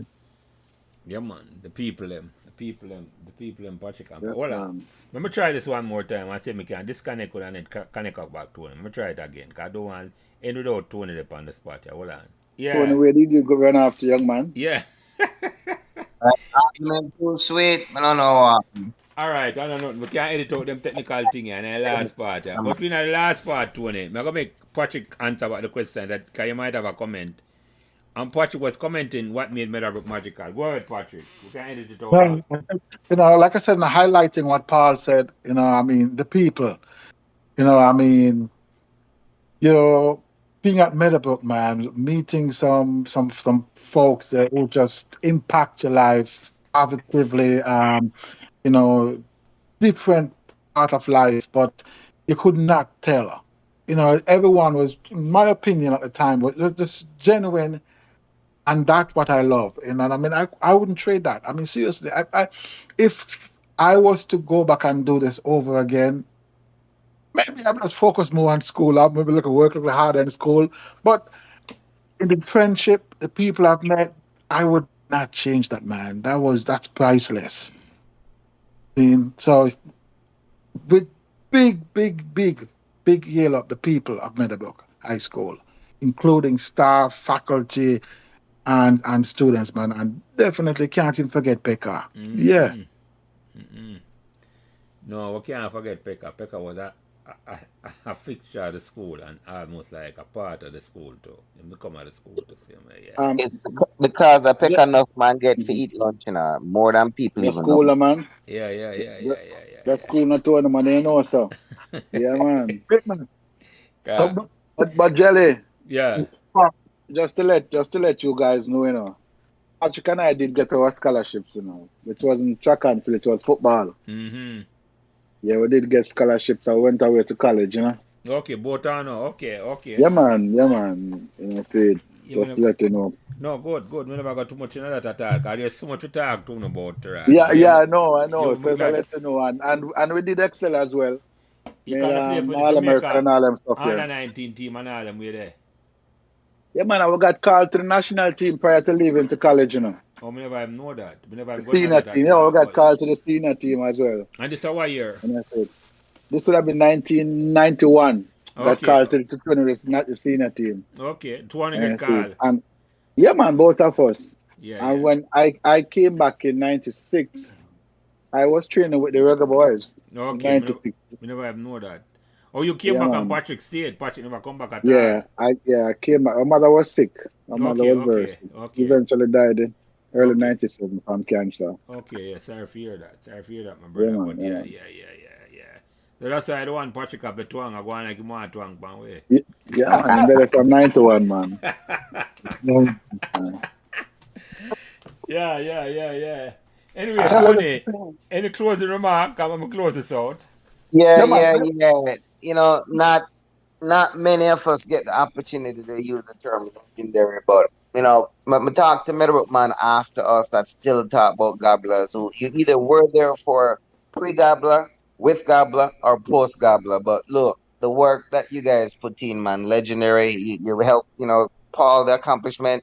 Where you said four national championships in 1 year, two on cricket and two on football. I mean, what you guys, Patrick, your leadership that you guys put in. I mean, it's teaming up, clearly. And anyone I listen to this who played with these guys know it's all about team. It's not one individual or two individuals, it's team. But certainly you guys stand above everyone else in your era in what you have done. And so, yeah, man, enough respects, Angela, enough respects for putting this on and giving Yes, people a Jelly. Big up, big I up, big up appreciate every it. time, brother. Yeah, man, I That's appreciate it. that. I appreciate that, my brother. This has been That's it. well, it had to be a legendary podcast because these are two legends from line 20. Trust me, almost 4 hours there attack, if not 4 hours. So, the longest one is, but me have no problem attack it and say this the length of this one because this one I was good. This one I was good. I enjoyed this one. Tony, me Yeah, appreciate you man. coming on as a night Yes, watchman for yes. short notice. You see me I said to you and you butt out longer than you may say, yeah. So respect, Steve in everybody. the Respect. morning, Jelly. Yeah, yeah. That's Tony, I said the big batsman can stay in the pavilion. I go and bat that, so you know. So saying, Oh, boy. well, Patrick and Yes, Paul, man. Gabblers, this has Yeah, been. man. Me appreciate you coming on and finding the time, come share the memories. And when this go out, I must guarantee that the people are gonna love that one, yeah, man. Because this one is special. Brother. This one is Bless special. up, man. Passion. Bless up. When we hear more anything else than this one, I would is the passion we wanna feel about and attack about in the memories, man. I love that. I love that, my brother. Yeah, man. So I love that. So Tony, Patrick, Bless up, everybody. Paul, Bless up. appreciate All you, right, know. Yeah, Tony. man. We Take talk. care, Yeah, man. man. Cool. Yeah, All man. right. All right. Thanks for listening to Meadowbrook Memories, and remember to give us all the support and encouragement you can on whatever social media platform you are listening. And special thanks to my production manager, Kyle Prince, who takes care of everything involved in getting the podcast out every week. And without him, this podcast would not be possible. It is his expertise that allows me to do what I love doing every week, having great conversations about Meadowbrook Memories, and he's responsible for everything else. So again, thanks to my production manager, Kyle Prince.